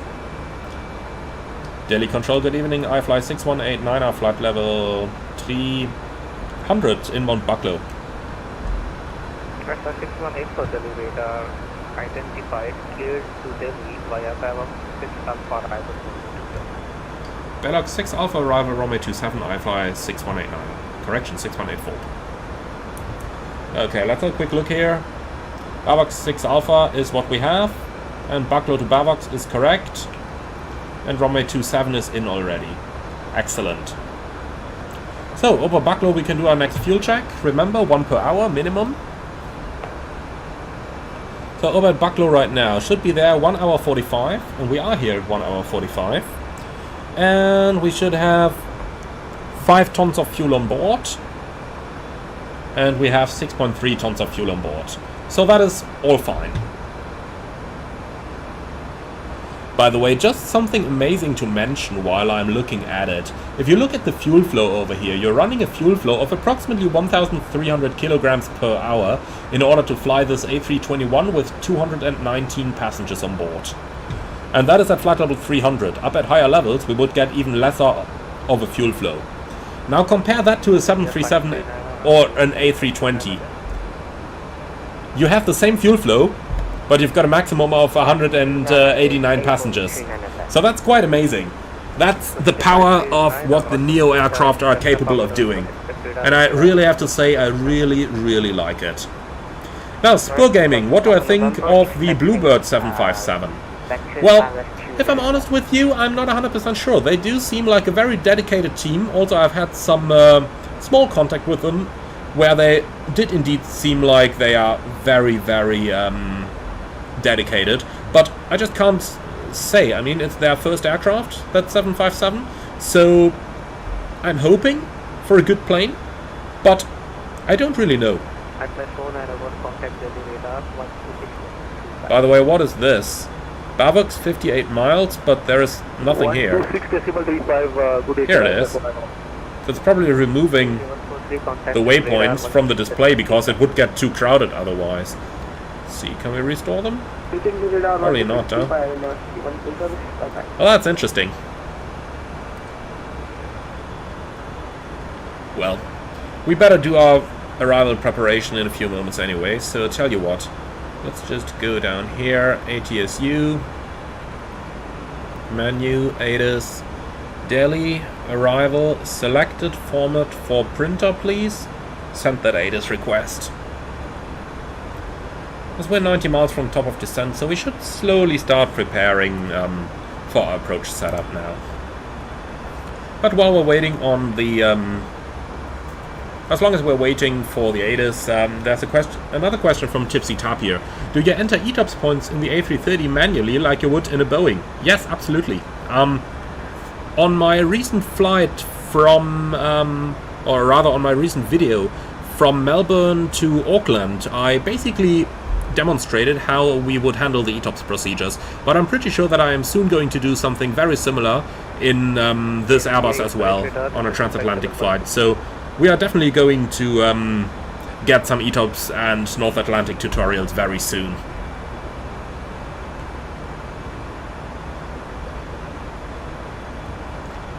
And Augustin Laurito, in the A320 FCOM I saw that the procedures are separated by serial number. Do you have to memorize all procedures for all serial numbers, or how does that work? Well, basically the FCOM you are going to get from your airline is only going to include those serial numbers that your airline flies. So that's the most important thing over there. But yeah, you, at least for the normal procedures. For the abnormals, you don't need to care. That is all done out of the book, respectively out of the ECAM. But for the normal procedures, yeah, you do need to know them for your aircraft. Obviously, supplementary procedures, again, you do out of the AFCOM, and many procedures for different equipment or different serial numbers are supplementary. But the stuff you need to know for your aircraft, you need to know. I mean, it's your job. That's literally the only one thing that you do in your life, flying those aircraft. So, yes, you need to remember those procedures. Alright, so here's our ATIS. Let's have a look. Daily ATIS at 1400 Zulu, information Juliet. Expect radar vector at ILS runway 27 or runway 29 left. Transition level 50, runway 27 in mixed mode, 29 right for departures. Wind calm, visibility 1500, RVR 27, 2000 meters.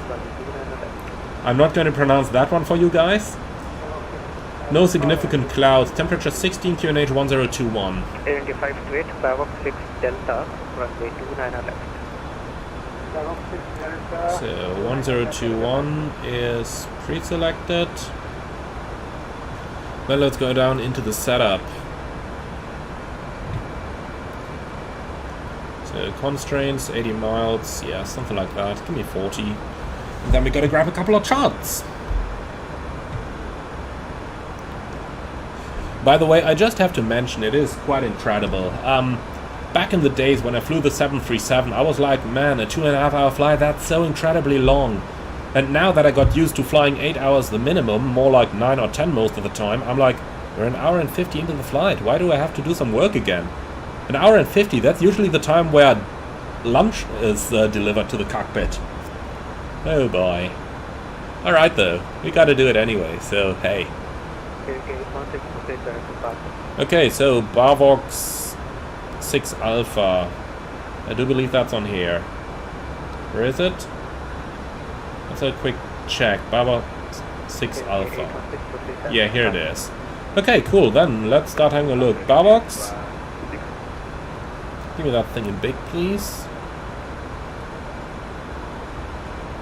Okay, so speed restriction. Aircraft at or below level 290, maintain 270 knots. Thereafter follow speed restriction as published.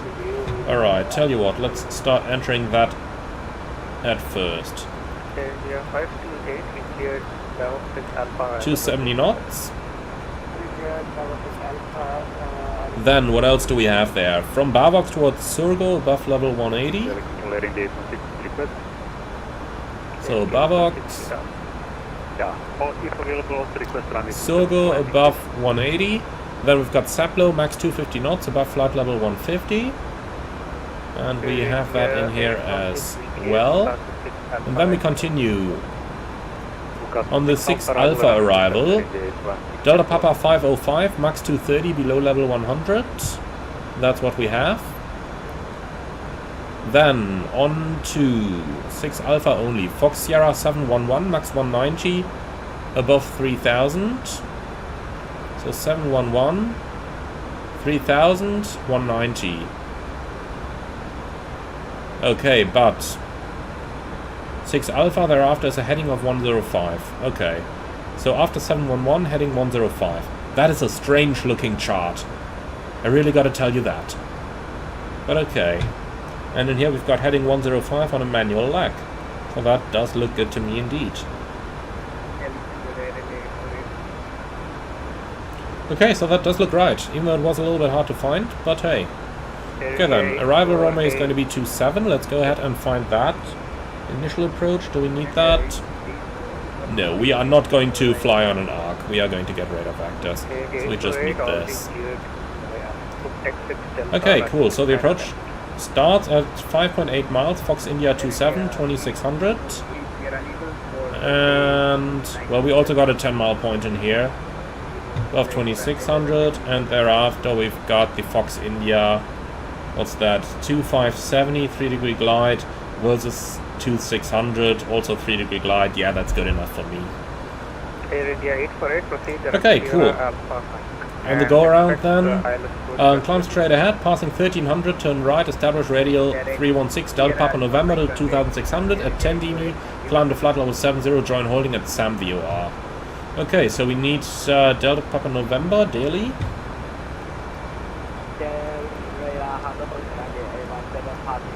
With a course of 316. And then we also need SAM.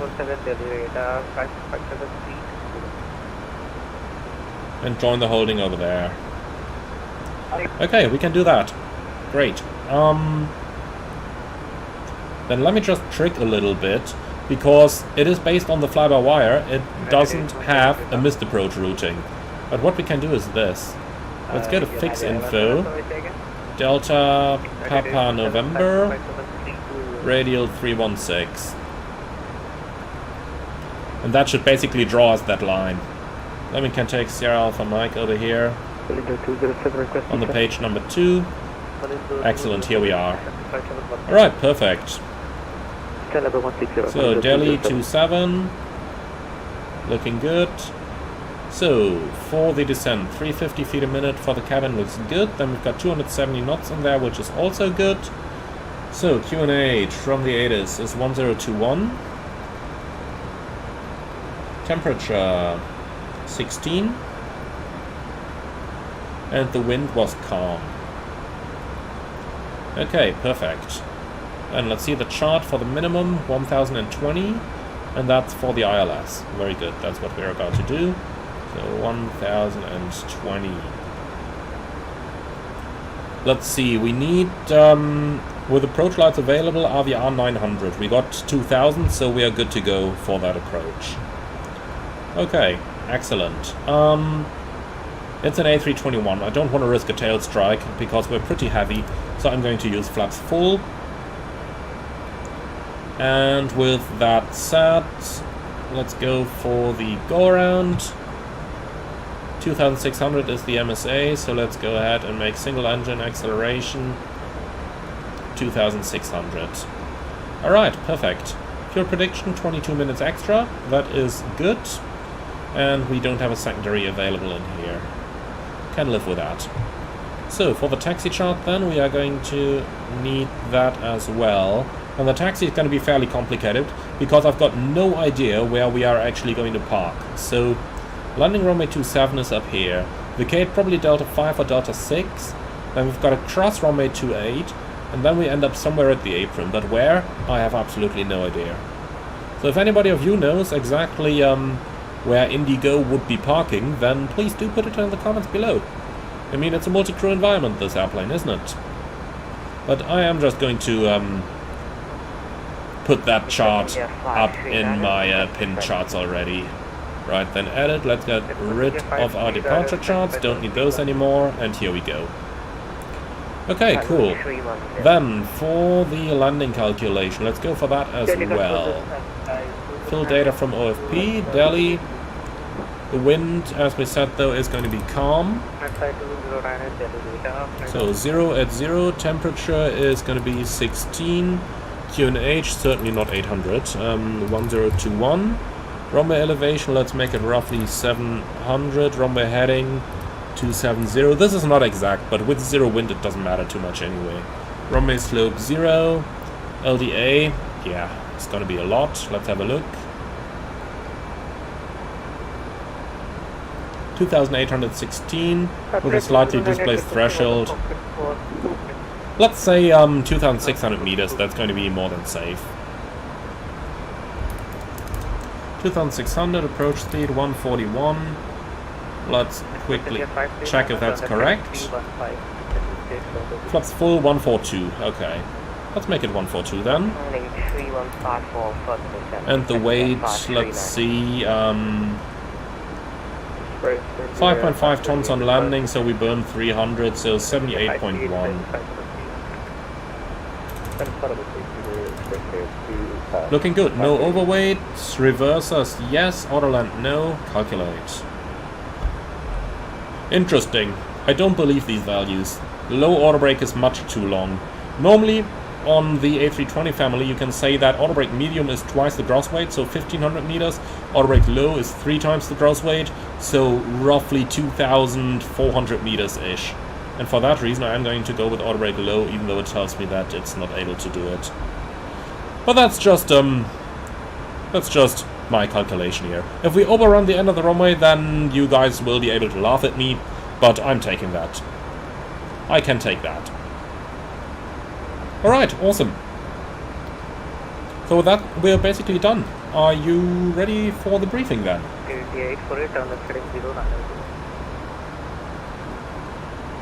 I would say so. Let's just bring that up. Okay.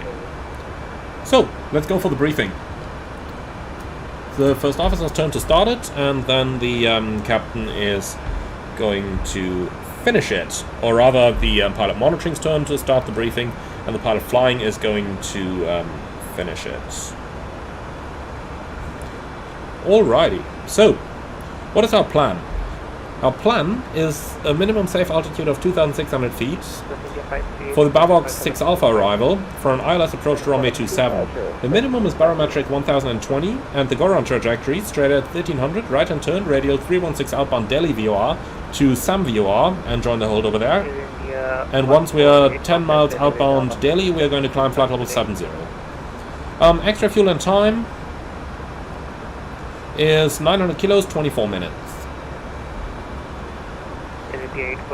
Okay, before I continue though, let's quickly request our descent.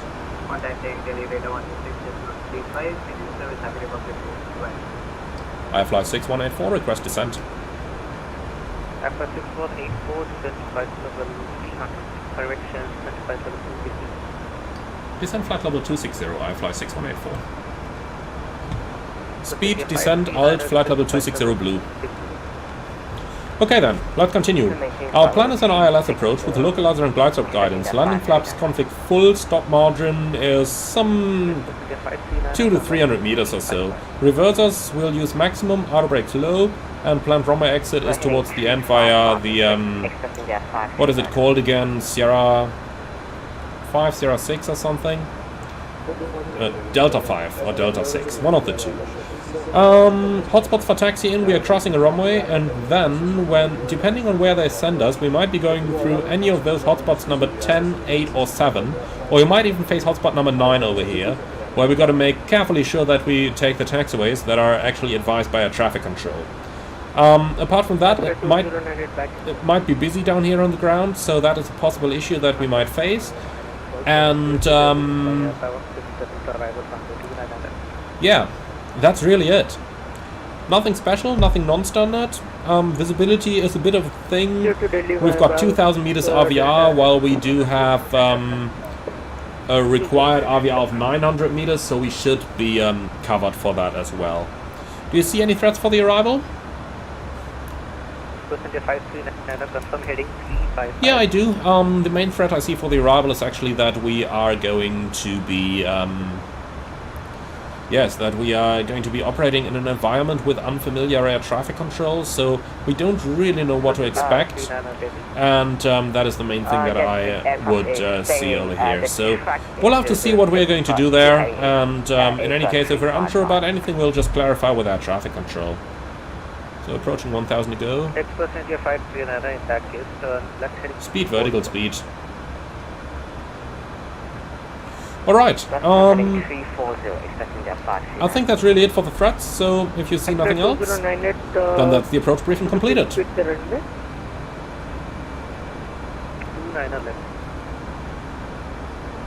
Right, company message. Let's see what we got. Stand by. I 6184. Free text from Yarak.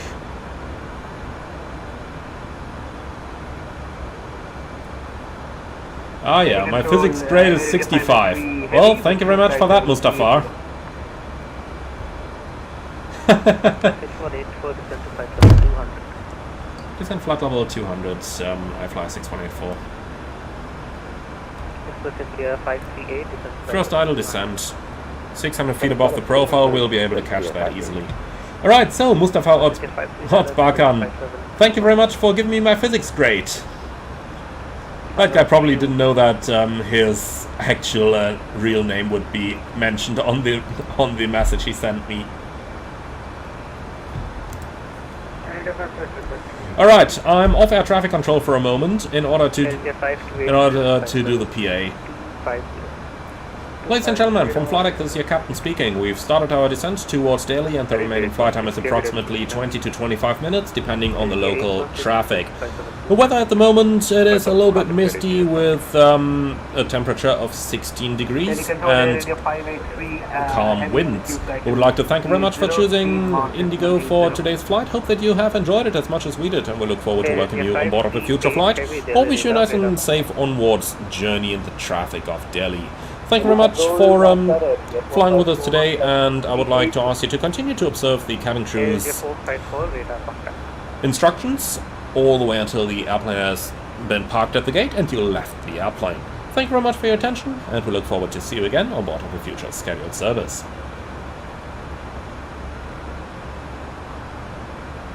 Alright, let's turn the seatbelts on already. And that is basically it.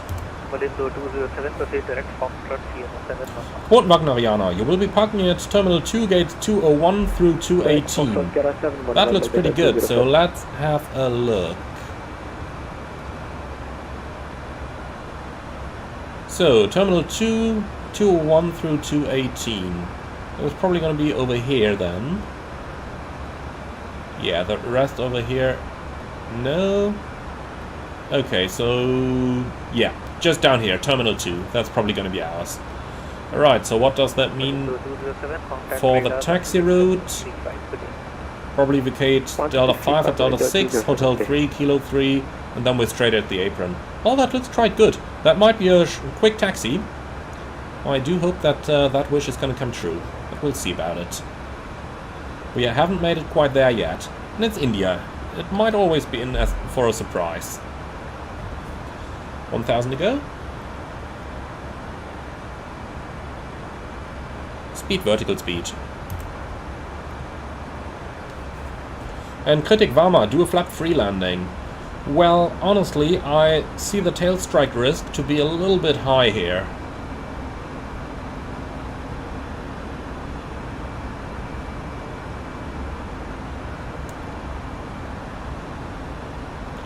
Okay, Quote Wagneriana and Fat Boy Fat UK. Gate 143 is where the real one parked last, and the airport's website says Terminal 1A for today's flight. Okay, let's have a second look here. Alt Star.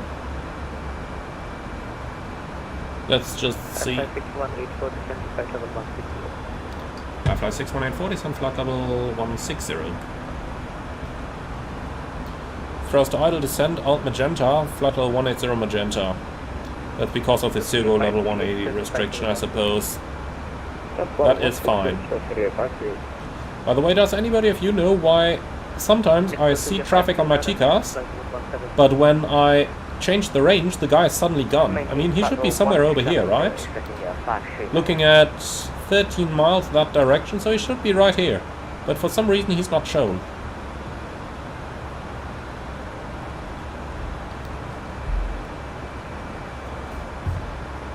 Okay, 1,000 to go. Speed all constraint star. But it will continue the descent on its own afterwards, so that is fine. Thrust idle descent. Alt flight level 160 blue. Awesome. That is what we are looking for.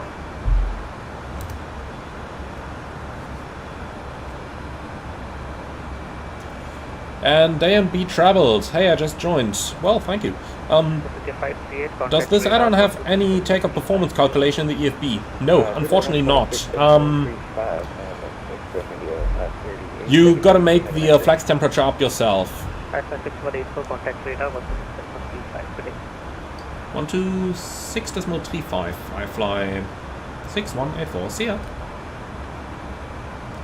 Okay, 126 decimal. Air India 52835. And we have information Juliet. And we do request presenter vector for runway 27, express India 538. 538. Delhi approach, good evening. I fly 6184, approaching flight level 160, and information Juliet is on board.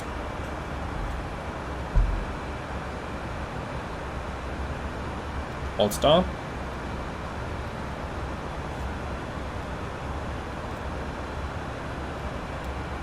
No reply. Alt. Delhi approach, good evening. I fly 6184, flight level 160, information Juliet. I fly 6184, I was on the line there. Ready radar namaskar 35, maintain flight level 160. Maintain flight level 160, I fly 6184. Okay, he was on the phone, that's fine. So, got about 50, yeah, let's say 60 miles to fly. But speed restriction from the start is obviously a little bit of a problem here. 250 knots, but hey, nothing we can do. 230 is coming soon anyway. He will take us down as he wants.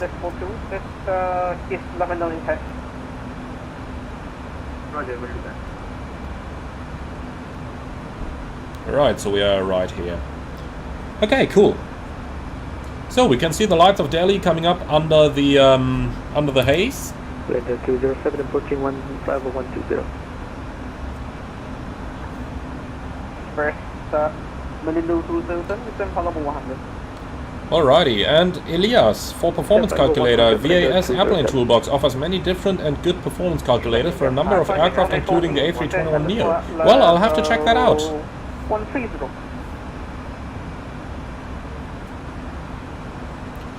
And Fly asked earlier in the comments, you manually put 2 VORs... I fly 6184, descent flight level 130. Descent flight level 130, I fly 6184. Thrust idle open, descent alt flight level 130 blue. I'm not going to jump after that path right now just because of that restriction. If he wants me to make level 100 down there, then he'll have to clear me for that. And if I just remain with me for the time being. Okay, so now let's have a look at the rate of descent that we're going to get out of the airplane. That's one of the points that I constantly criticize on the Phoenix Airbus. It just descends too quickly. Now obviously this is an A321, but if you fly the fly-by-wire A320, you're going to get similar results. And if you fly the Horizon A320 conventional, you will actually get likewise. As you can see, idle thrust, we're getting less than 2,000 feet a minute.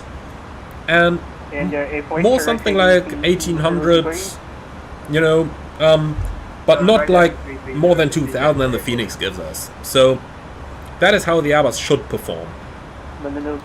Part of the reasons why I say that the Phoenix could use a couple of improvements on the flight dynamics. I fly 6184, report indicated airspeed. I fly 6184, 250 knots. And I fly 6184. Do you want us to slow down with the star or maintain 250? Just maintain 250 knots for now. I will call you for reduce shortly. Maintain 250 knots. I fly 6184. Alright, that is what I wanted to hear. Speed, vertical speed. And that's 250 selected. And Honestly, that just sounded to me like he was surprised that I actually adhered to the speed restrictions on the star.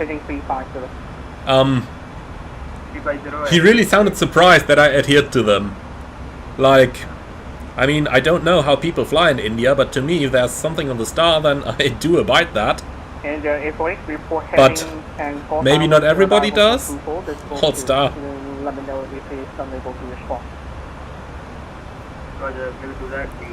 Well, just gonna keep that in mind. Just gonna keep that in mind. Windows 207, report level assignment to arrivals 124. And Sasha 2506, what do I think about that? If someone wants to become a pilot, they have to pay their own education, and do I think it will change in the near future? Well, I don't like it, but it unfortunately is the reality of the market. Honestly, pilots having to pay their own type rating or their own complete training, in my opinion, is not right. I mean, take any other job where you do training and don't study for it, you know? The company usually pays for it. In my opinion, it should be the same in aviation. But unfortunately, the aviation bug is just there for far too many people, including myself. And therefore, you know,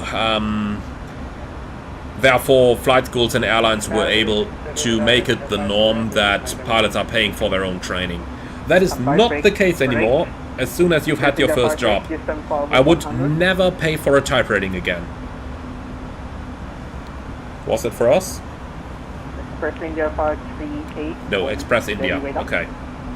I would never pay for a type rating again unless I totally have to. AKA, I would lose my job and not get any other. But let's be honest over here. I fly 6184, descent flight level 100. Descent flight level 100, I fly 6184.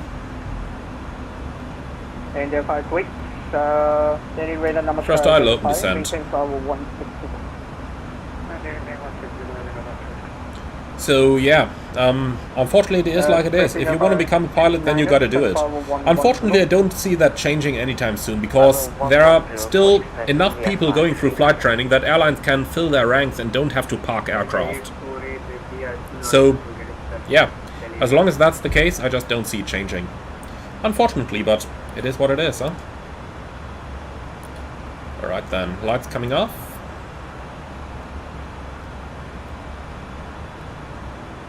Let's dim it all down a little bit. That's better on the eyes here on the arrival. Okay, 124.2 as tower frequency, we can pre-select that.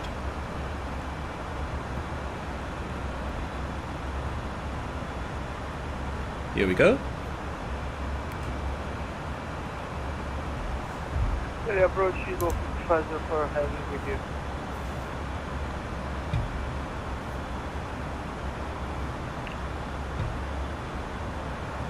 And Spur Gaming, I've had some controllers react that way with speed restrictions. I thought that was the norm to abide by them in VATSIM. Yes, it is. And Chris Rubio, can you tell when and how to use the expedite button? Honestly, I'm happy that the aircraft I fly don't even have it.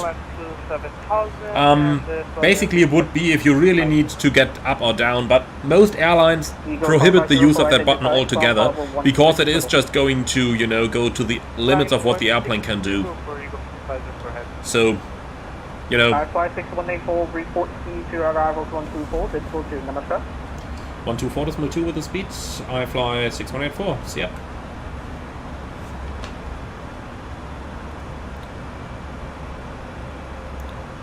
Arrival Namaste, I fly 6184, flight level 103, descending 100, speed 250 knots, information Juliet.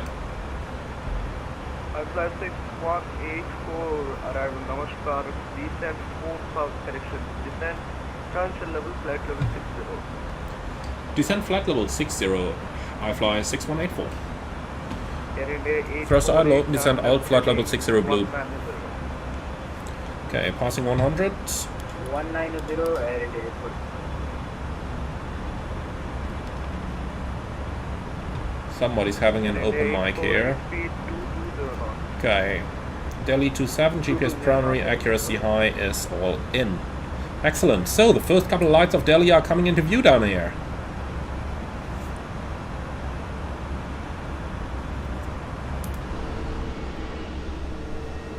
Wow.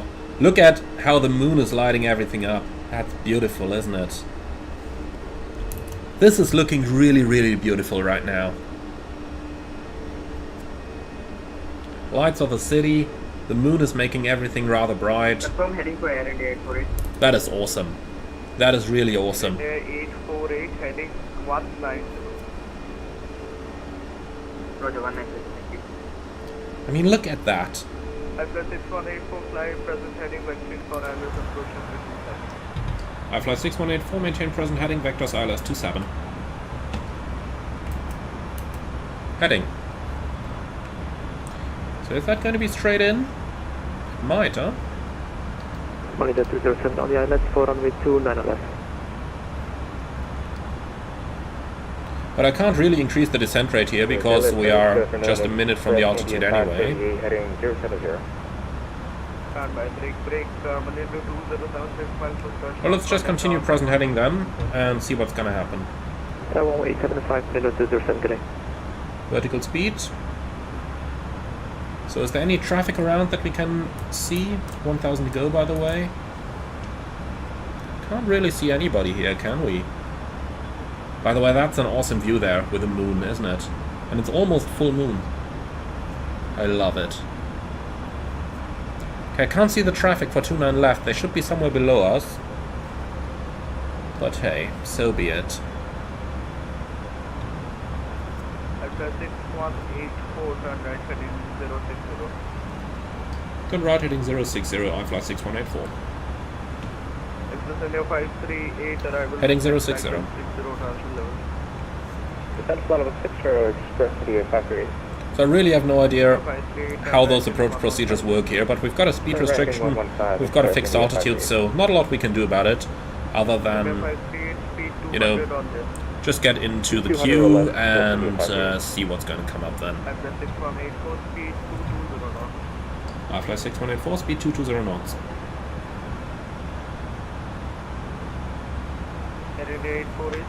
Hold star. 230 knots or higher. Now the A321 is sometimes an interesting airplane. You've got your flap speeds rather close to the minimum speeds, so you really got to fly it accurately. Flaps 1. Speed check, flaps 1. Now the altimeter is blinking here because we are at the transition level, are we? Where is it? Transition level, flight level 50 even. Okay. So let's go ahead and change that.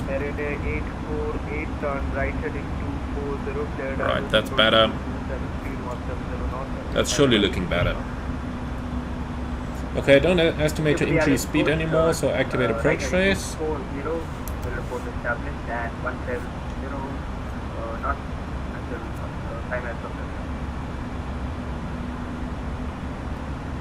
Airbus 6184 descent 2,600 feet QNH 1021. I fly 6184, descend 2,600 feet, QNH 1021. Okay, I set QNH. 6184 to left heading 300. Left heading 300, I fly 6184.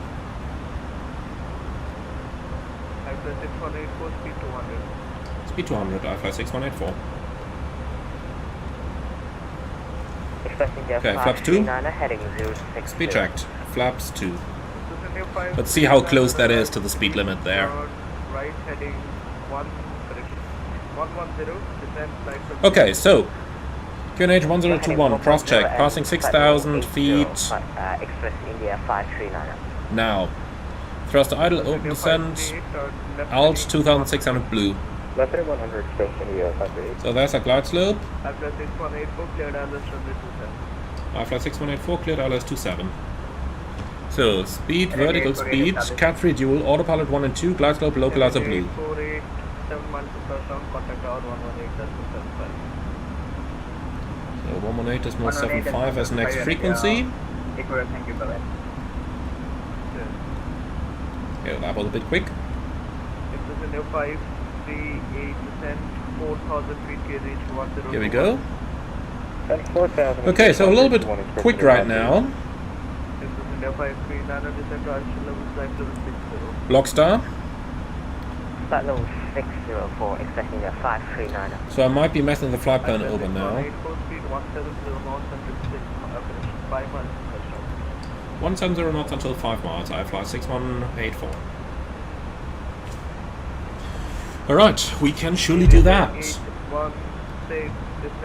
Thrust idle open descent. And we still got the approach checklist to reach. So, barrel ref, QNH 1020. Sorry, 1021.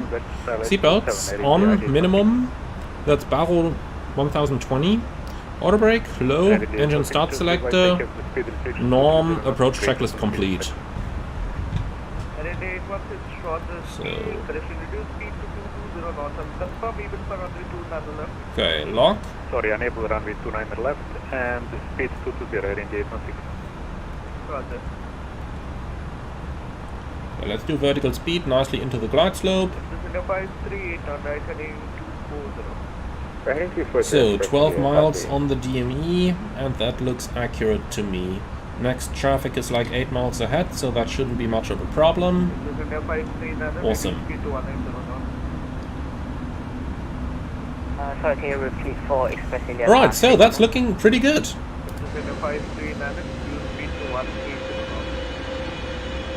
That's looking pretty awesome here as well.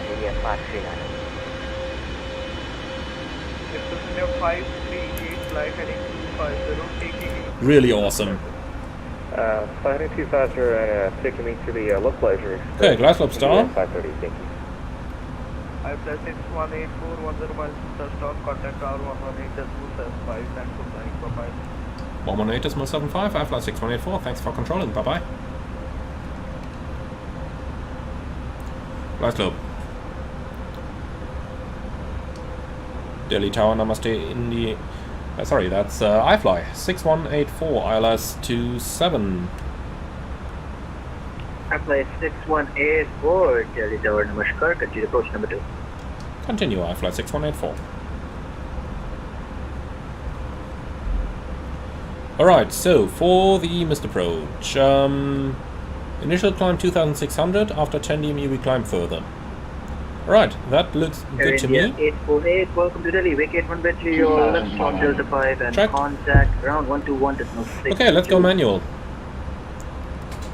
162, vacate Delta 5 and India. Cat 3 single. Cat 1. We'll just do this already.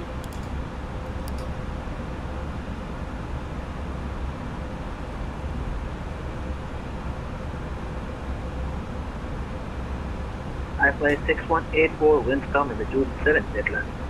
Runway 27, clear to land, iFly 6184.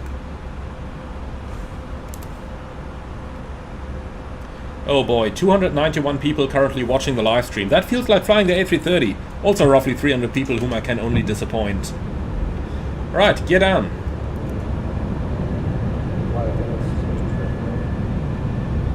Speed managed. At 5 miles now, flaps 3. Speed check, flap 3. Flaps full. Speed check, flaps full.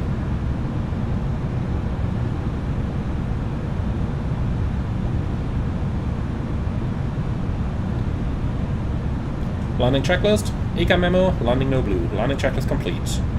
Alright, and on the wheel page we got the 2 inoperative spoilers, which is associated with the yellow hydraulic system. That is alright. Let's see if the reversers are both going to work, but even if not, doesn't matter. Auto brake low can take it easily.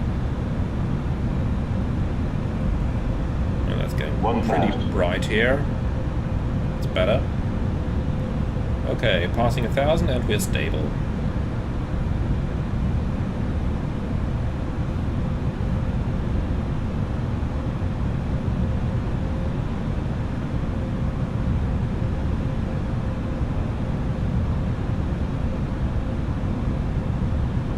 I really like the dynamics of the fly-by-wire system, or rather of the fly-by-wire Airbus fly-by-wire system. You know what I mean. It's really controllable so well. You can do very minimalistic inputs, and that one I find very hard on the Phoenix. Okay, checked. Well, let's just make sure that we actually see the approach lights when we get close to the minimum. Yeah, approach lights inside. Land. 100 above. Checked. 300. That's what I call Minimum. visibility. Continue. 200.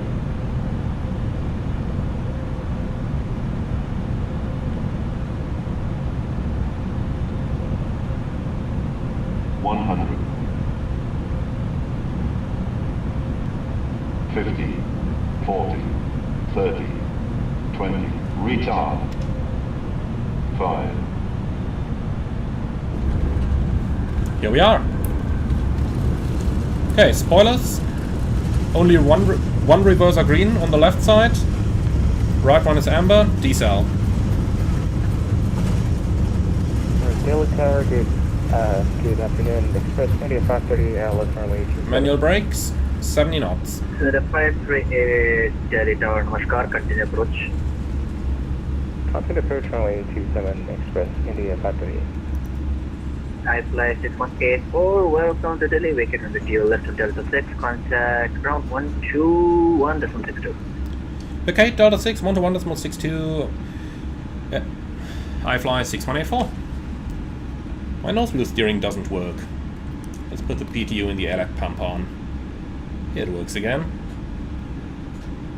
Okay, so that is something that certainly should have been on the status page here, due to the hydraulics, that the nose wheel steering was affected. Express India 5. Alright, let's just vacate that runway. 70 degrees 6, connection 3, And not then 27, clear to land. I gotta ask for the frequency again. I was distracted there. Express India. I fly 6184, please confirm the frequency again. Frequency for ground is 121.62. 121.62, I fly 6184, thank you. You're welcome, sir. Brake, Express India Factory 8. Okay, runway is vacated, onto the brakes.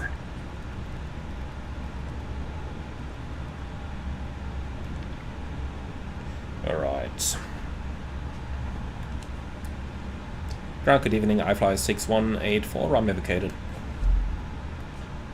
Alpha 6184, Telegram, Namaskar, continue taxi Delta, Hotel 6, hold short 10. Delta Hotel 6, hold short 10, I fly 6184. Right, Delta is where we are. And then we gotta find Hotel 6, wherever that is. Come on, airplane, you can start rolling.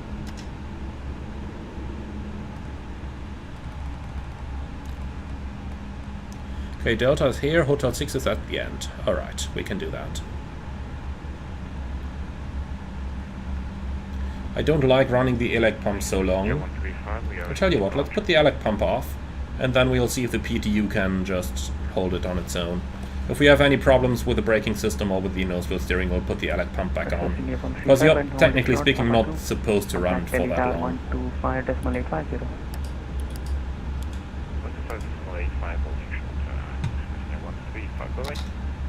Bye-bye.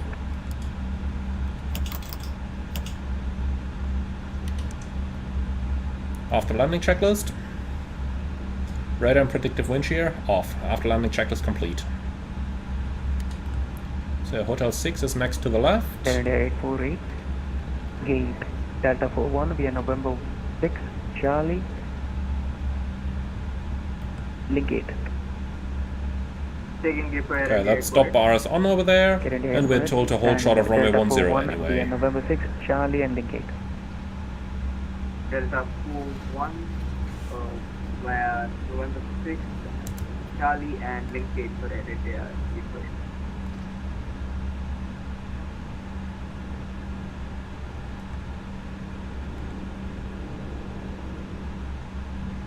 Okay, gotta stop over here. But we did not get crossing clearance.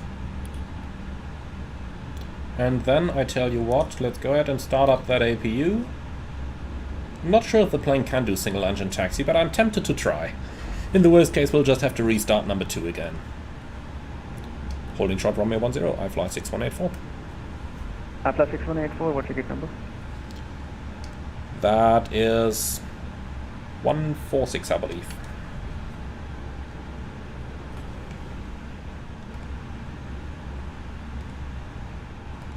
I fly 1684.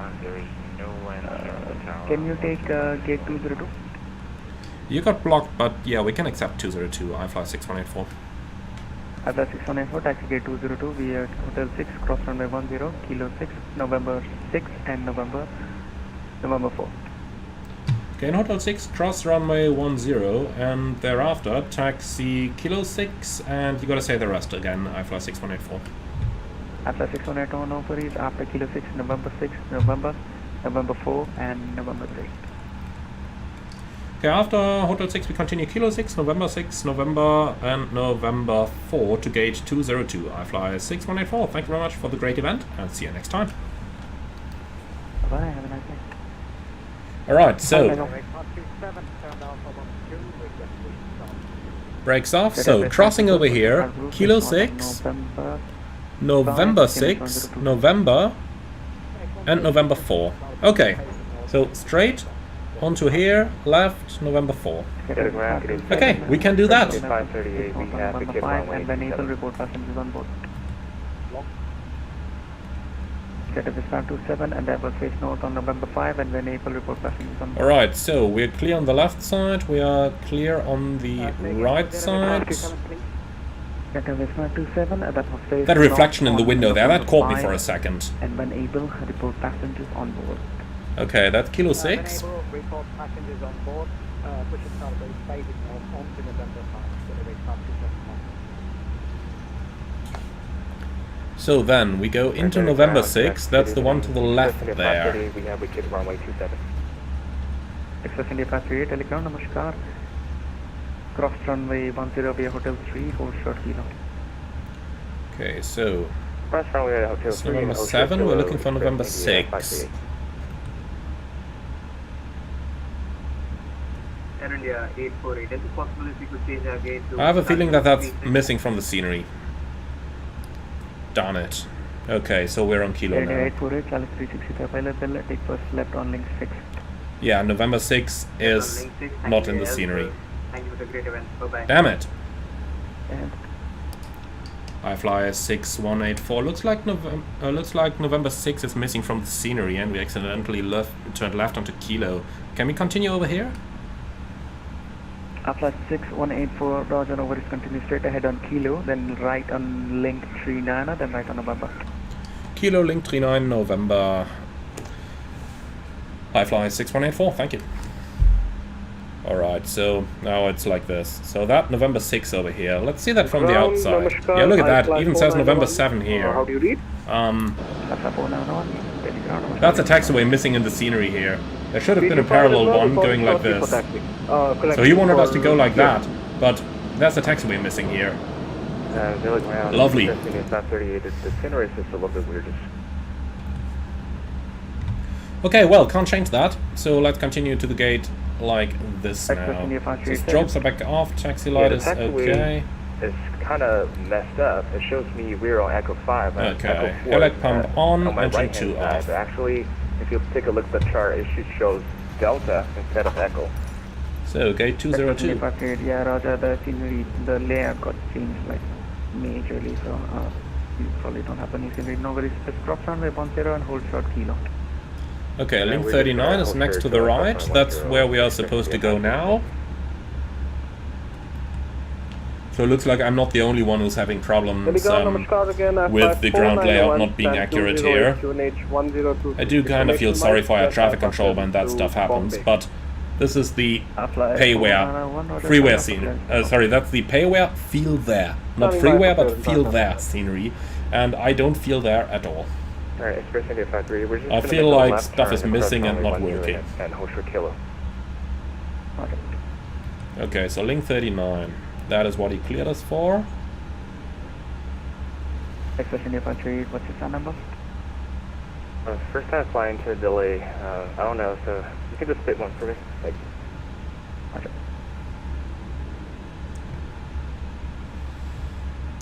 Okay then, right on Kilo. And then we gotta make the left turn onto November 4. I mean, November 3 would be easier, let's ask him. Flight 6184, can we take November 3 to the stand?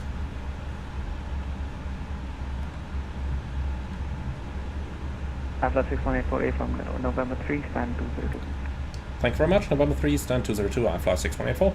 And thank you very much for the great event. See you next time. Have a nice day, bye-bye. Alrighty, so, next to the right, by the way, awesome single engine taxi behavior here. Just a slight bit of power, the plane is going very nice. If I take the power off, it more or less maintains the speed, maybe just loses it very slightly.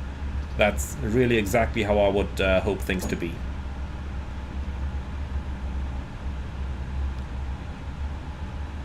Okay, so over to the right, now we are on Kilo. And then next left, November 3, stand 202. Or is that? Yeah, November 3, 202. I fly 491 clearance. Alright, so that's been quite awesome. I fly 491 Plane is doing what it's supposed to do. The plane is a lot of fun to fly. Flight level at 380, departure runway 27. Ali 6 Alpha departure, initial climb. November 3 over here, let's use a bit of power. I don't want to stop in the turn. I mean, we're doing single engine taxi at 78 tons. Yeah, that is obviously rather heavy, but it's handling quite well for that. As you can see, handling really well. Even nice to accelerate at just 30% N1. It feels believable, and it feels right, honestly. Even though obviously I've never flown an A321neo in the real life, but it feels right. Compared with my experience on the A330, you know, that thing's got plenty of power as well. Okay, 202. Runway 27, Ali 6 Alpha departure, I fly 49.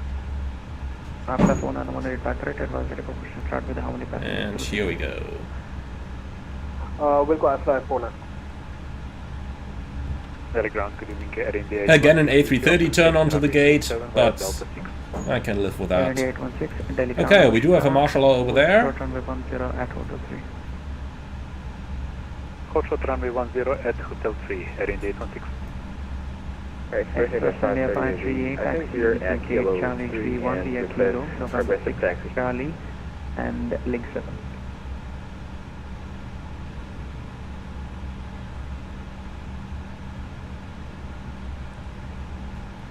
And here we are. Okay, parking brake set, Express India 538, APU bleed on, and engines off. Express India 538, Yeah, no worries. thank you. Are you able, disregard, continue straight ahead, link 39 and then first right on November. Alright, let's switch that back to the original switching. So, cabin crew, all doors in park. Then we can leave the ATC frequency for now. Enjoying a little bit of silence over here. Alright, cool, so engines are coming down. Beacon off, seatbelts off. Okay, parking checklist. Park and brake or chocks. Brake set. Engines off. Wing light off. Fuel pumps off. Parking checklist complete. Alright guys, and that is it. We have made it. Let's go ahead and go for our deboarding, please. Thank you very much. And then we can start securing our aircraft because it is going to overnight over here. Now obviously we still need to deboard the passengers first, but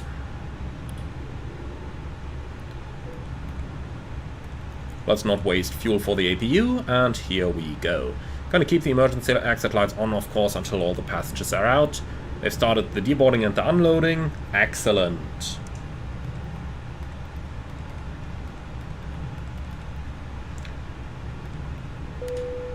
Alright, and we've made it.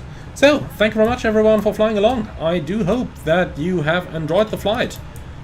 Now, I'm honest with you, I didn't read the chat on the way in, so I'll have a look at that now to answer some of the questions. And then let's just go over to the other view and have a look at our airplane.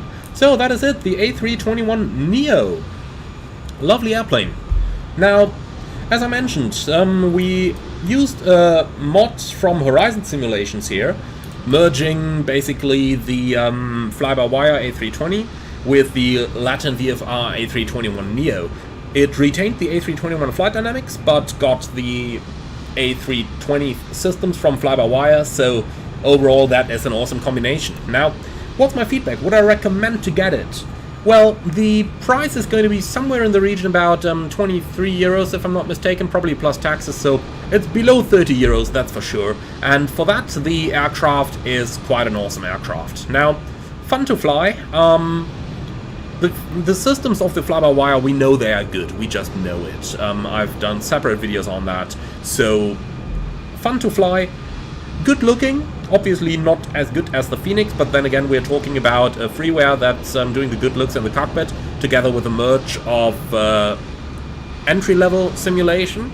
So absolutely fair for the money and fair for what we're asking of it. Now, what I would ask you to do though, if you are getting this one, is make a small donation to Horizon Simulations, as they really deserve it for the awesome work they do upgrading all those aircraft. Now, the flight itself, lots of fun. The plane has a lot of good features for us to use en route, so things like the weather request and stuff like that is what I'm thinking about over here. So definitely an enjoyable one. Flight dynamics do feel believable as well. The things like the deceleration rate, things like the descent, things like the flare, most importantly, you can just land it really fine, you know? Follow the original Airbus SOP, flare at 20 feet and pull the nose up just a degree or two, and the thing lands perfectly. That's exactly how I would expect it to land, and that is exactly how it lands. So overall, a really awesome airplane to fly, lots of fun, and remember that if you've already got the Latin VFR Airbus, it's available for free to you by getting the Horizon Sim mod. So that is most certainly a very good combination. I really like it, and with that I do think we can say that that is my summary on the Latin VFR-Horizon Simulations Airbus A321neo. So now let's go back to the text, and if you guys got any more questions, then we can go into that as well. So, going up a little bit further, Fatboy UK, yeah, I did have yellow hydraulic problems introduced earlier during the live stream when I wanted to demonstrate why failures on freeware aircraft are usually not as sophisticated as they are on, Okay, so, Pilot Sim Gaming Europe, hi, nice to see you here. If you're still here, I did answer your Discord message, so do get back to me over there and we can absolutely solve something. Now, that mentioned, let's go ahead and have a look into a couple of the other comments down there. So, Fatboy Fat UK, I see on Google Maps satellite photo that a lot of the airport is a construction site and looks like it's a new taxiway. Yeah, I suppose that's what it's been, because, you know, felt strange on the taxi, and that taxiway was just missing, but Delhi is kind of known to be a little bit of a mess at the moment, so don't be surprised about changes like this one, so it is what it is. Now, going a little bit further up then, what other questions do we have? Fatboy Fat UK, it's a payware scenery from, what are they called again? Feel There. Well, I didn't feel there. Then, Fatboy Fat UK, you could do single engine taxi after cooldown of engines. Yes, we absolutely could. And Elias, no, no return flight today, I'm sorry. I don't want to do more than one sector anymore. And a random cinematographer, Chennai Tower and Delhi Tower says hello. Well, thank you very much for the great ATC, my friend. That was really good job, I have to say. I mean, I expected much worse, to be honest, because of the things that I heard from all the captains on long haul, who told me that Indian ATC is a mess. So I kind of thought like, okay, well, if the real Indian ATC is a mess, then probably it might be in VATSIM as well. But if I'm honest with you, it was pretty good ATC. I mean, there was only one time where we actually had to complain a little bit. That was when we've been requesting the pushback clearances that we needed to do a little bit more often, but hey. So Then Glenn, why did I use vertical speed mode instead of open descent when ATC cleared me to 6,000? Basically because I wanted to avoid flying for too long down in 6,000 feet. So the idea is to do a continuous descent approach, and that is what I aimed for, and that is the reason why I went for vertical speed, just so that we don't go down so quickly. Yeah, Lockheed, that is unfortunately the last flight for the day, I am afraid. I mean, I'm probably going to maybe record a couple more videos, but I do need to do some recording of some videos to release at later points as well, because I will be going out for a real-life flight again soon. So what I normally do is I record my flights on the off days, even though recently I bought a gaming laptop which is able to run Microsoft Flight Simulator, and on that I'm certainly going to do a couple of recordings on layovers in the hotel as well. Like recently when I was in the hotel in Cancun, you know, you fly there, you've got a day over there as layover, and then the day thereafter you go back. So on the day there, obviously, you wake up at like 2 AM because, well, you're still in European time. So for that reason, I bought a laptop so that I can do a couple of recordings on my layovers as well. I will give you a more detailed video about that laptop and the hardware that I went for and the reasons why I went for that hardware and everything. So you are definitely going to get that as well. Alright, so, looking into the more recent answers then, Vitron, how does the fly-by-wire feel compared to the real aircraft dynamics-wise? Well, it is worth pointing out here that I fly the A330, and the A330 got a little bit of delay in its responses. However, the A320 doesn't. I did do my assessment for my current A330 job on an A321 simulator, and I can tell you it's reacted pretty much exactly how this one is reacting. So I would say the fly-by-wire feels very spot on. And NE9D1, do I think I would fly the A321neo again? Absolutely.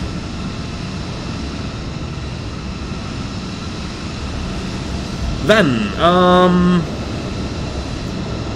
Choi Jin Ho, just finished up my Chennai to Delhi flight. Has anyone the issue where all stars are gone, or is it just you? Well, I'm afraid I didn't have that. Mine worked just fine.